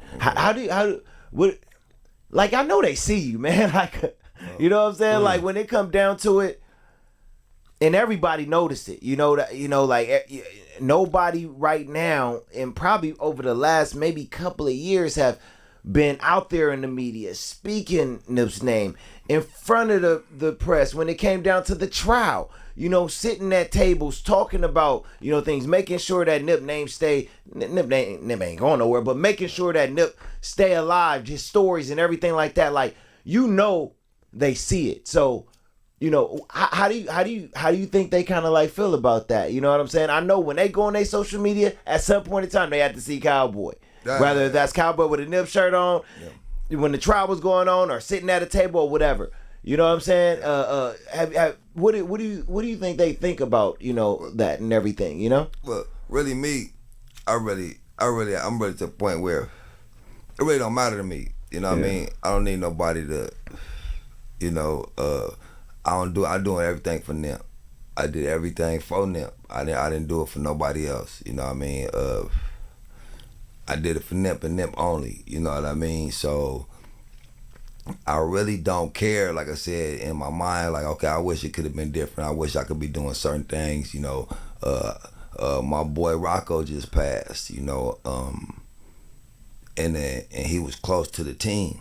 You know, and out of everybody, that's who I fuck with, no matter what.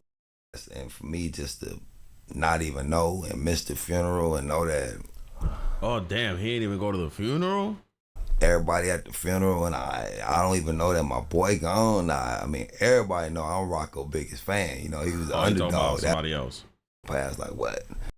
Camp or the family, anything that you never hear anything like negative, right, or anything said about, you know, your name or anything like that. Like, nah, I heard nothing negative. Okay, but I know one of my boys went down there and one of them weird ass bodyguards said some dumb shit talking about they don't fuck with cowboys. So if you don't fuck with cowboys, that's cool. You know, don't express yourself to me. Whoever the bodyguard is, one of them fools that said some weird shit. One of my boys went down there and inquired and said they fuck with cowboy, and one of them dummy said some shit like we don't fuck with cowboys. So I don't know what that we mean, nigga. And niggas know who I'm talking about. Yeah. It is what it is. Like I said, talk your shit, you know, man. I'm doing me though. You know, I'm doing me. You feel me? But I don't sugarcoat nothing. You know what I mean? So I'm tired. Motherfucker feel a certain way about me. Talk your shit, know, gang. Talk or take a fade. You know, pull up or shut up. Man, you my know, boy still taking fades. Stop playing with him, man. That boy say, y'all motherfuckers want to do something, pull up, we catch a fade, we do it. We give you that Whopper, we give you the Big Mac, we give you the motherfucking chicken wing with French fries. You could get it with sauce or no sauce. You heard? Come on, man. Get him out of here! I like this motherfucker. Shouts to Cowboy. You know what I'm saying? Shouts to Cowboy. I stand by that. You know what I mean? I'm not, you know, I've been cool through all of this. You know what I mean? So that just showing me growth, you know what I mean? Cause I'm a hothead, you know what I mean? But you know, I hate funny if shit. He was around Nipsey, he was definitely a hothead. Yeah. That's one thing. I hate funny shit. You know, sneaky shit and just niggas sidewinding, talking, all that type shit. Yeah. You know, if I don't fuck with a person, I ain't got a voice to everybody. Yeah. Just don't fuck with that person. Yeah. You know what I mean? Don't fuck with that person. You ain't gotta let the world know you don't fuck with me.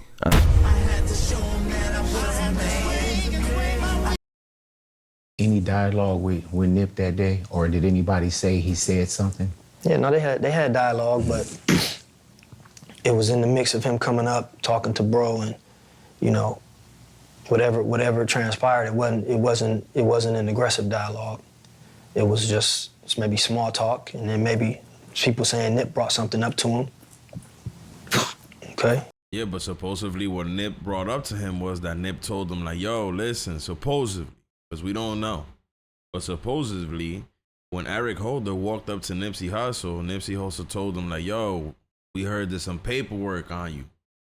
There's some paperwork or something like that with your name on it. We don't condone that. We don't fuck with that around here. You can't come around here. Those supposedly were the words. Like basically Nipsey was saying that Eric Holder was snitching, and we don't, you know what I'm saying? We don't want them snitches around here. And y'all already know how it is when somebody calls you a snitch in the hood. Motherfuckers take that shit super serious. And supposedly that's when Eric Holder left and came back with that thing on him. Started airing out. He may have, but it wasn't to me that don't, whatever the dialogue was, that didn't justify, or that didn't turn into that. You know what I'm saying? He came there for a reason. And Mag got the reverses. I mean, he got the, you know, charges reversed, because Hustle asked him something about it and humbled him real quick. But I think, you know, it's gonna come to the light. Did you know Eric Holder before? Yeah, we probably seen him a couple times when he was younger. You know, he hadn't been in the hood like that. They're saying he had some like a snitch jacket on him, where he couldn't come around. You see, he had a snitch jacket on him where he couldn't come around. So what do you think were the words that Nipsey Hussle said to that man when he came up to Nip? Come on, man. It's like Sam is telling us everything without telling us everything in direct. He just kind of like, come on, man. What else could have Nipsey Hussle said to that motherfucker? Like, yo, what's good, gang? How you? Yeah, yo, it's all good. No. It was up. He told that man, yo, don't come around here, my boy. You know what it is with you? You know, me personally, Hustle, Fats, like we seen a lot of the homies raised because we at that shop 7 days a week. You know, before it was the Marathon store, when it was Slauson T, Slauson Ave, we had weed spots all in the hood. So we seen a lot of the young homies raised, from kids to teenagers to adults. We watched them. They know us. We know them. Anything we throw in the parking lot, if you from that area, if you from the 60s, if you from the 30s to the 100s, when Hustle throw something in that parking lot, you coming. From whatever it is. You in the hood, you smoking weed, you coming to our spots.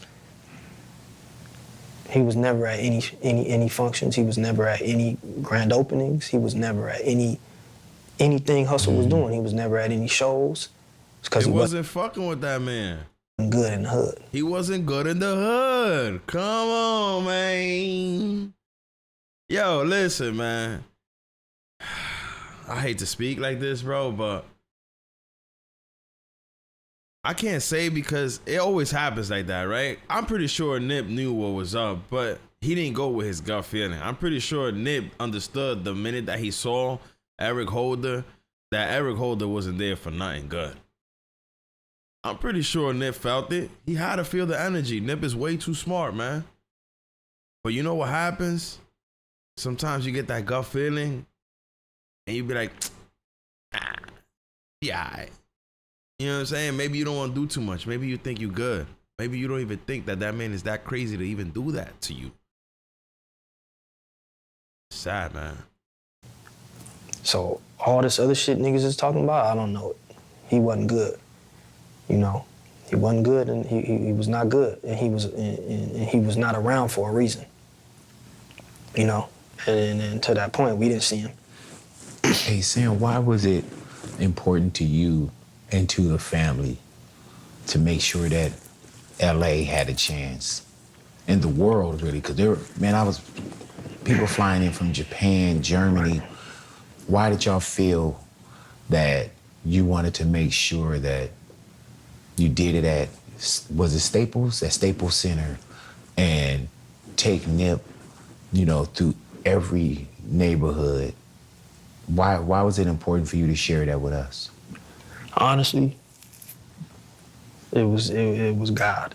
It wasn't, it was Hustle and God, because we were just, going through it.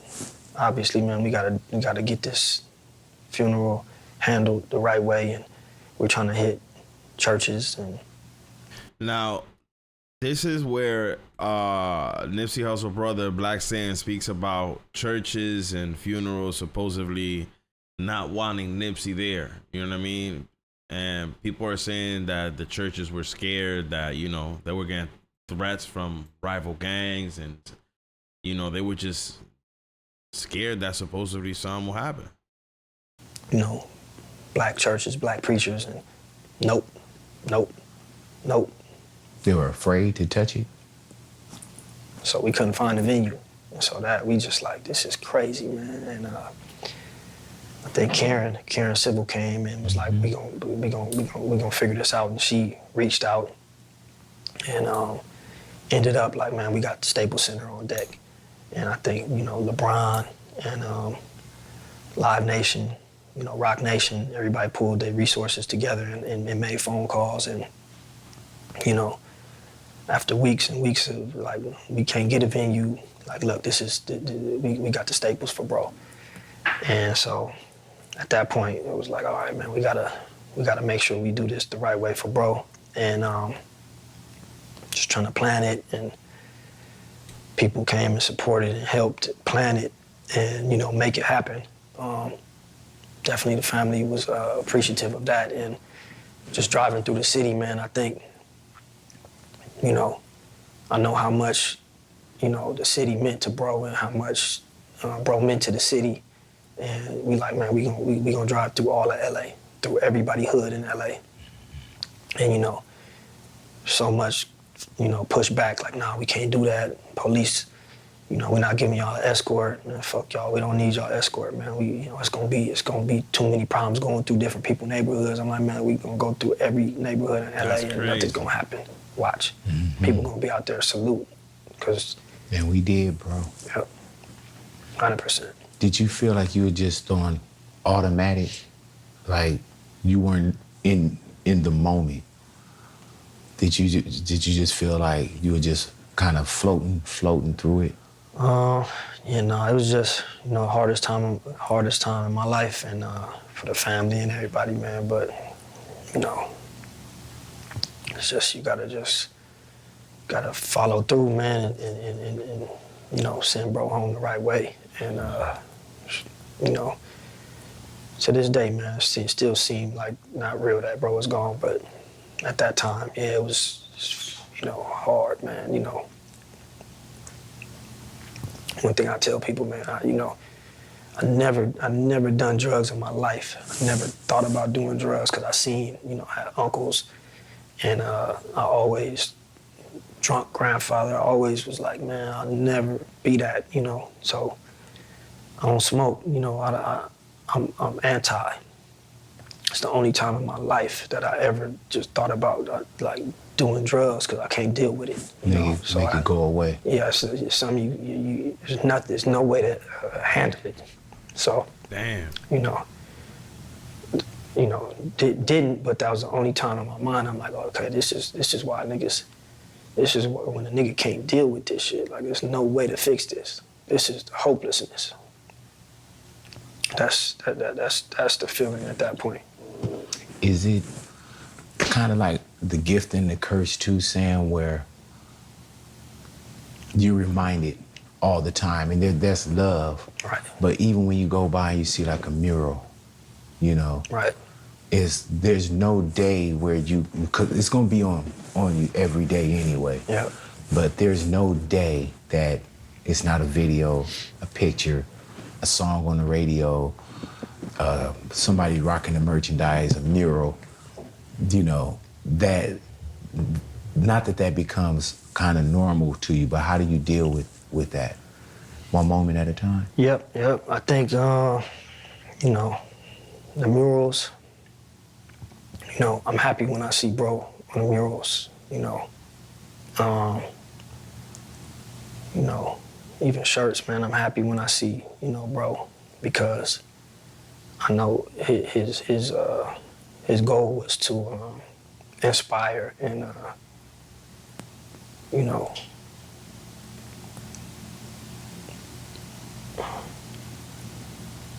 that's like proof. You know what I'm saying? Excuse me.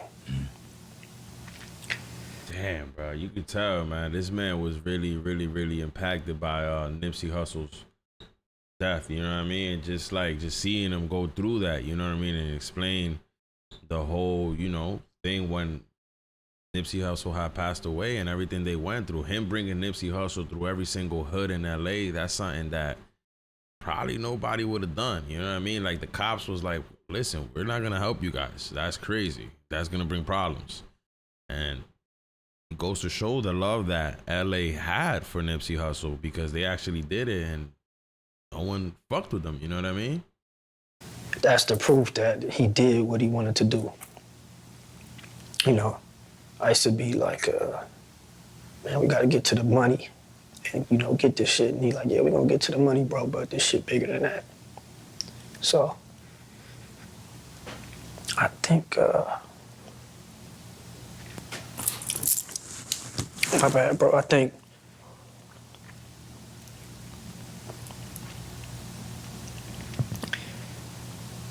yeah, that's just a reminder, like bro lived his purpose. So it's a good thing.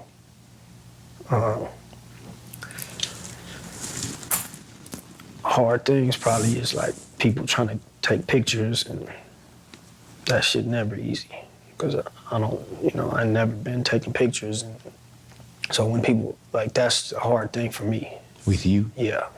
That's the hard thing, because it's like, I know that's when it's like, okay, I know why. Like, man. But obviously you you understand why, so they're showing love to bro. So it's like, okay, come on. But that for me, that's the going through day, and then somebody, oh, bro, can I? So that just brings me back into the mode. Like, all right. That for me, I'll never be able to deal with. I'll never get used to that. Yeah. When Nip says the marathon continues, that really means something.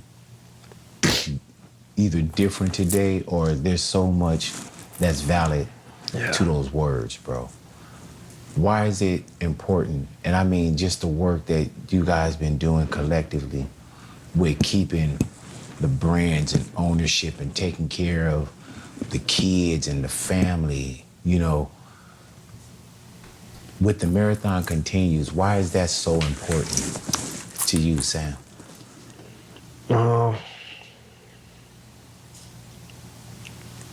When I hear other people say it, marathon continues, you know, I appreciate it. You know, for me, I can't say the marathon continues. Just for me, I can't, because bro not here. So it's hard for me to say, but when I hear other people say it, I like it, and you know, it'll never be the same without bro here. But like you said, man, us trying to just continue things that he started and wanted to accomplish, I think it's our duty, man. Get this documentary out, get it done correctly. You know, obviously his kids, my niece and nephew, you know, make sure they understand who their dad fully was and what he did, and also, you know, the fruits of his labor, and making sure that they have, I think is the mission. You know, make sure that they got everything that they need, and you know. So I take comfort in knowing that, you know, we working and we building, and this is something that their father, you know, started, and that they have, and they're gonna take over, pass down to them. Do you still hear Nip or any words? Yeah, 100%, man. I hear, you know, every second, man, every day, 100%. Yep. Man, well, I know we're talking. Yeah, man, it's unfortunate, man, because it seems like Nipsey Hussle just was comfortable, just like everyone else gets comfortable in their own hood. And that day, man, he got a little too comfortable, and you know, this man did what he did, man. Now, that guy did get sentenced. I believe he got a life sentence. Let me see. I'll show you guys right now. Good look at it. His name was Eric Holder, right? Good look at his sentencing hearing. Sentenced to 60 years to life. All right, so here it is. I am very mindful of what was presented as to Mr. Holder's mental health history. I'm also mindful of devastation caused to the victims and their families. So I think this sentence balances both. The principal term in this sentence will be count 3, the 245A2 on Mr. Latham. The court selects the midterm of 3 years in state prison. For the gun, there will be an additional 4 years in state prison consecutive. And then for the great bodily injury allegation that was found true, it will be 3 years consecutive to that. So for count 3, it will be a total of 10 years in state prison. As to count 1, the murder in the first degree of Mr. Askedon, the sentence will be the term prescribed by law, which is 25 years to life. In addition, there will be the 12022.53D allegation, which is consecutive. That will be an additional 25 years to life. So for count one alone, it would be 50 years to life. Damn. Throw the key away. Would be Get him out of here!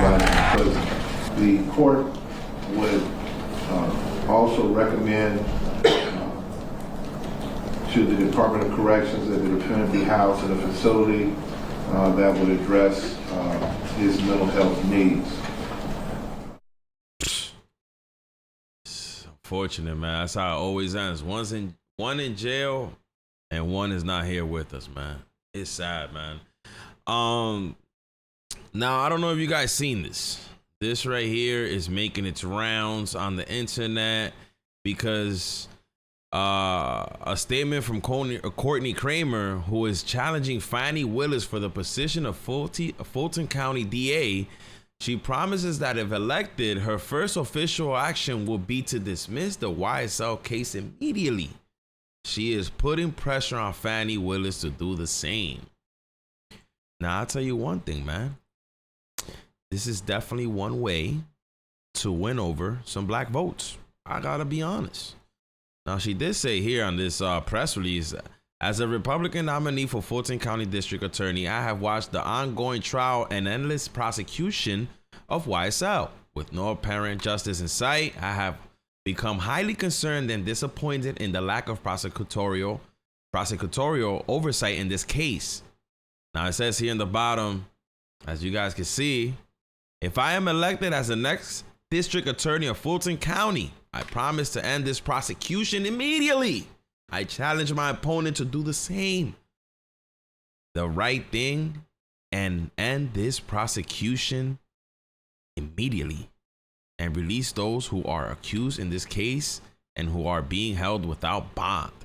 If elected, I intend to restore justice, transparency, and integrity to the office of the district attorney, and the dismissal of the YSL case will be my first official action towards that goal. Hey man, listen, bro.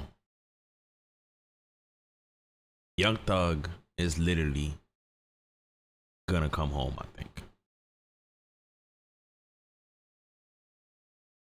Now, the unfortunate part of this is that Young Thug threw away years of his life that he will never get back.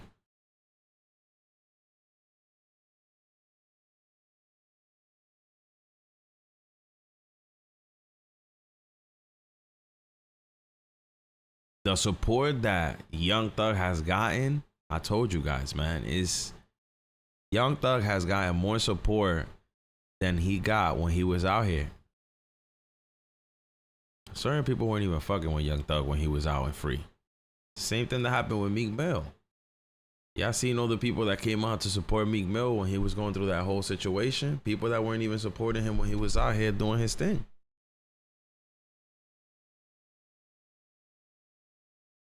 You got people now coming out to support Meek Mill. Same thing is happening now with Young Thug. Donald Trump was on Aiden Ross's live stream, and Aiden Ross brought it up with 560,000 people watching. Donald Trump also says that if he's elected as president, he's going to do whatever he can to look into the YSL Young Thug case.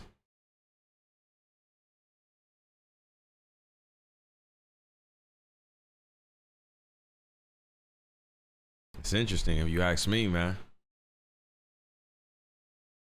Young Thug gotta come home a changed man, bro. Young Thug gotta come home and he's gotta start doing the Meek Mill run.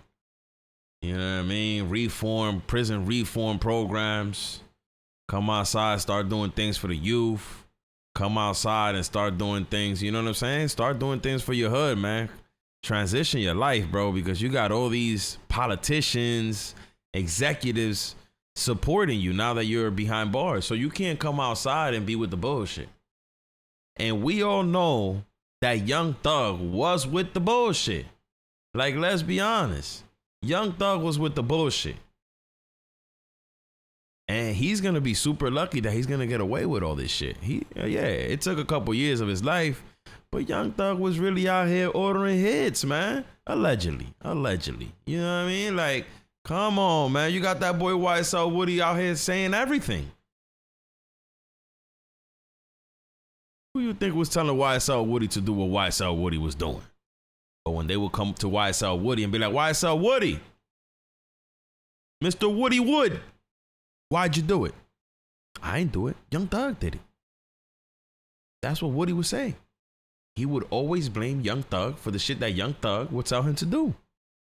Because he claims that no one will come and arrest Young Thug. Come on, man.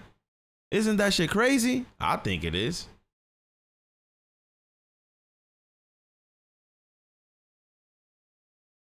Young Thug was really out here doing a lot of this shit. But the problem is that they're having a hard time proving it in court.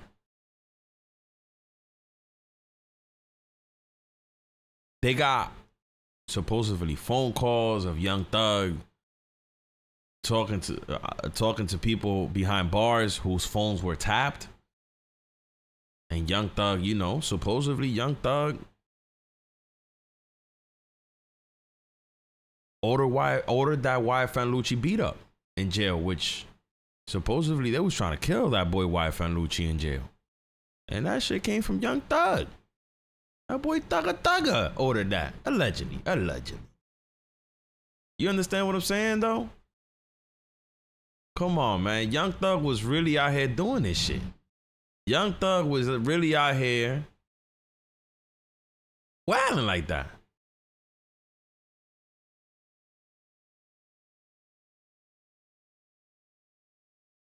Look at this. Look at this guy. This guy, YSL Woody, is a troll in court, man. Like I told you, before y'all called me to trial, I have lied. I made things up. You hear this? I told you this before y'all brought me in this courtroom. And I'm telling you now. You asked me about 2015. I have got my life together. Y'all trying to put this on my conscience. Y'all trying to put people's life in my hands. I don't lie on people. I don't want to be here. Y'all have pressured me. I'm tired of y'all because y'all know y'all are wrong. And y'all black people doing this to us. Nah. And I understand that. Leave me alone. Let me leave. Man, y'all pissing me off. Listen, I don't recall nothing I said to no police. Stop asking me these questions. Okay. I'm telling you, I don't recall. Nah. I understand, but we're going to have to get through the questions. You can just continue to say you don't recall. That man tired of the questions. I want you to answer the ready question. for just a minute.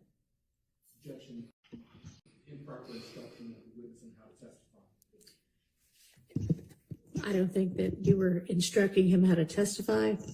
I hope not. Don't instruct him how to testify other than truthfully. Thank you. And any other objection? Uh-oh. Or was that covered? All right, go ahead. If you can answer the questions truthfully, and we can move forward. Can we do that? I don't recall. All right. That man says, I don't recall.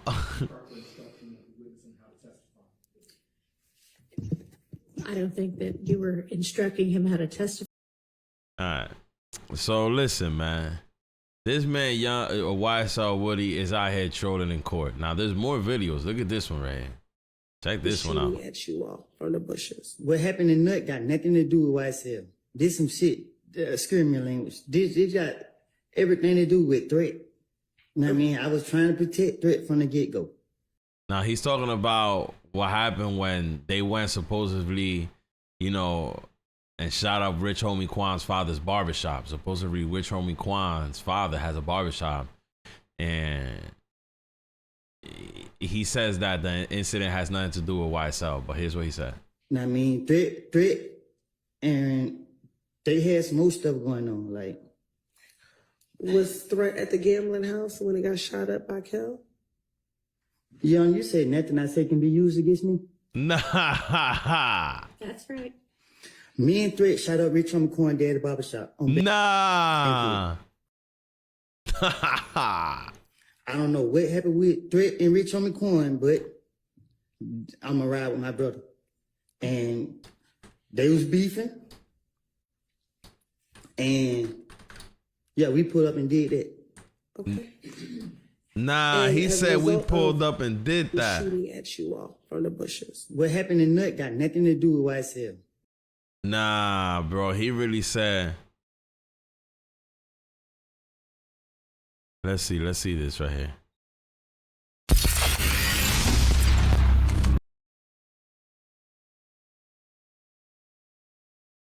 Quan, you love Quan, and I know I can't. He was just going through our little, bro. Like I'm saying, and we didn't know his state at the time. You know what I'm saying? It was heartbreaking. You know what I'm saying? We didn't know where the hell this shit came from. We didn't know what the hell was going on. We don't bother nobody. Damn, man. Woody went and sprayed the whole shit up, and Rich Homie Quan and the goons didn't know where the shit came from, man. They didn't know where them shots were. Holy, man. Meanwhile, you got this guy saying... This some shit, screaming language. This got everything to do with threat. You know what I mean? I was trying to protect threat from the get-go. He's protecting threat from the get-go. Just a level of successes that you start going through, you're gonna bring that inner hate out that we done talked about on the episodes before from people. And that's why I say this industry is so dangerous, because you took a guy that been in the barbershop for 26 years in the same spot in the hood. Yeah. And ain't nobody never bothered him. And then the way it looked, his son got successful and somebody walked in there and shot him. He had 6 holes in him. So 4 times, a couple different, you know what I'm saying? So that, you know, that situation was real. After shit like that, though, Monte, what is it that keeps people going forward in the industry and moving on with their career instead of saying, you know what, I ain't got time for this shit, I'm out. You know what kept me going, B? So yeah, man, that's Rich Homie Quan, man. He claims he don't know who did it, man. He claims he don't know who did it, bro. That's crazy, bro.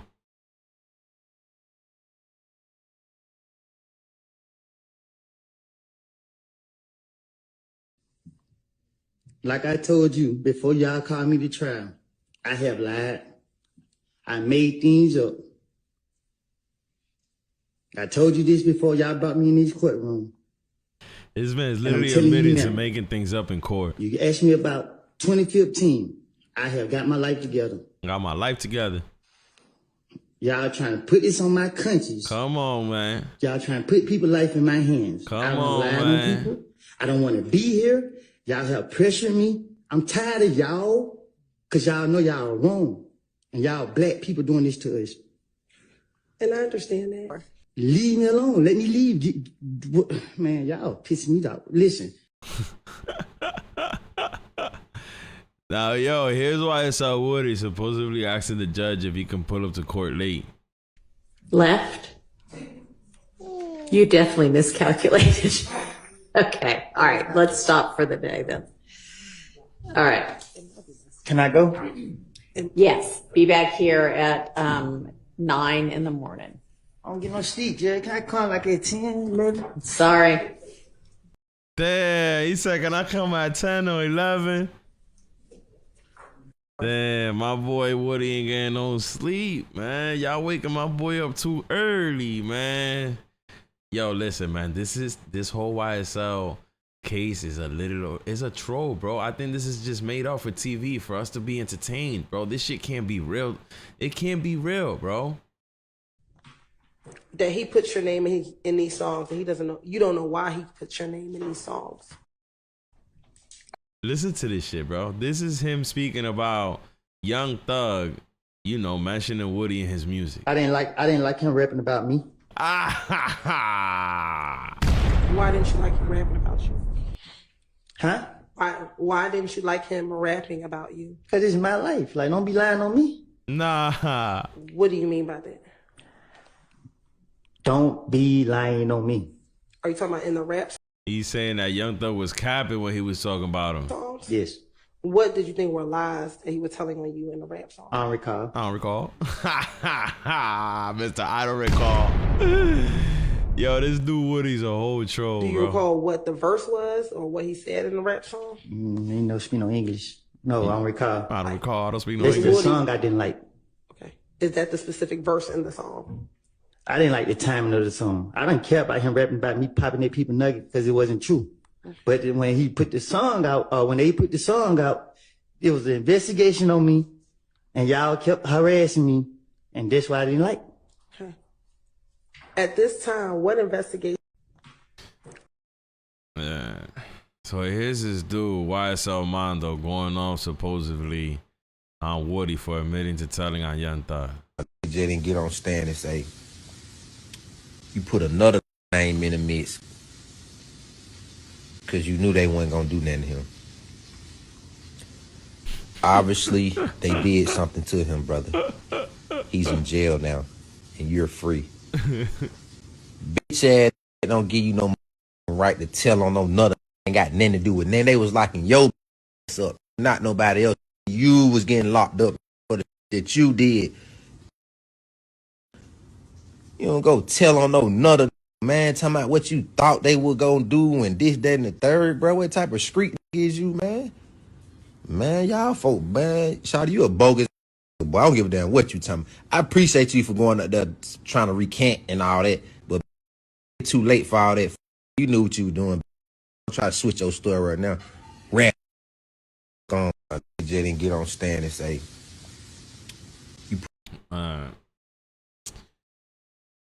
I think this whole shit is just a show for us to watch on TV and just not that I'm on TV, but on YouTube and just enjoy ourselves. Y'all let me know what y'all think of this whole YSL Rico situation. Do y'all think that Young Thug is gonna come home, or do y'all think that Young Thug is actually gonna do some heavy time for this whole Rico case? Now, we hit a couple topics today. I appreciate everybody stopping by. Make sure you hit the bell so y'all do stay notified when I drop these lives or I drop any videos. Now, the VOD will be deleted, just so you guys do know. The VODs get deleted, but if you go over to the DaShmackHouse live on YouTube, you can catch the full live there. Also, catch the clips on the DaShmackHouse clips. And yeah, man, I'll check you guys out on the next one. Make sure you hit subscribe on all of them channels. Make sure you hit the like channel or the like button so you show love to the, you know what I'm saying, to the DaShmackHouse, and we can get these videos falling into the algo. I'll check you guys out on the next one. Peace, man.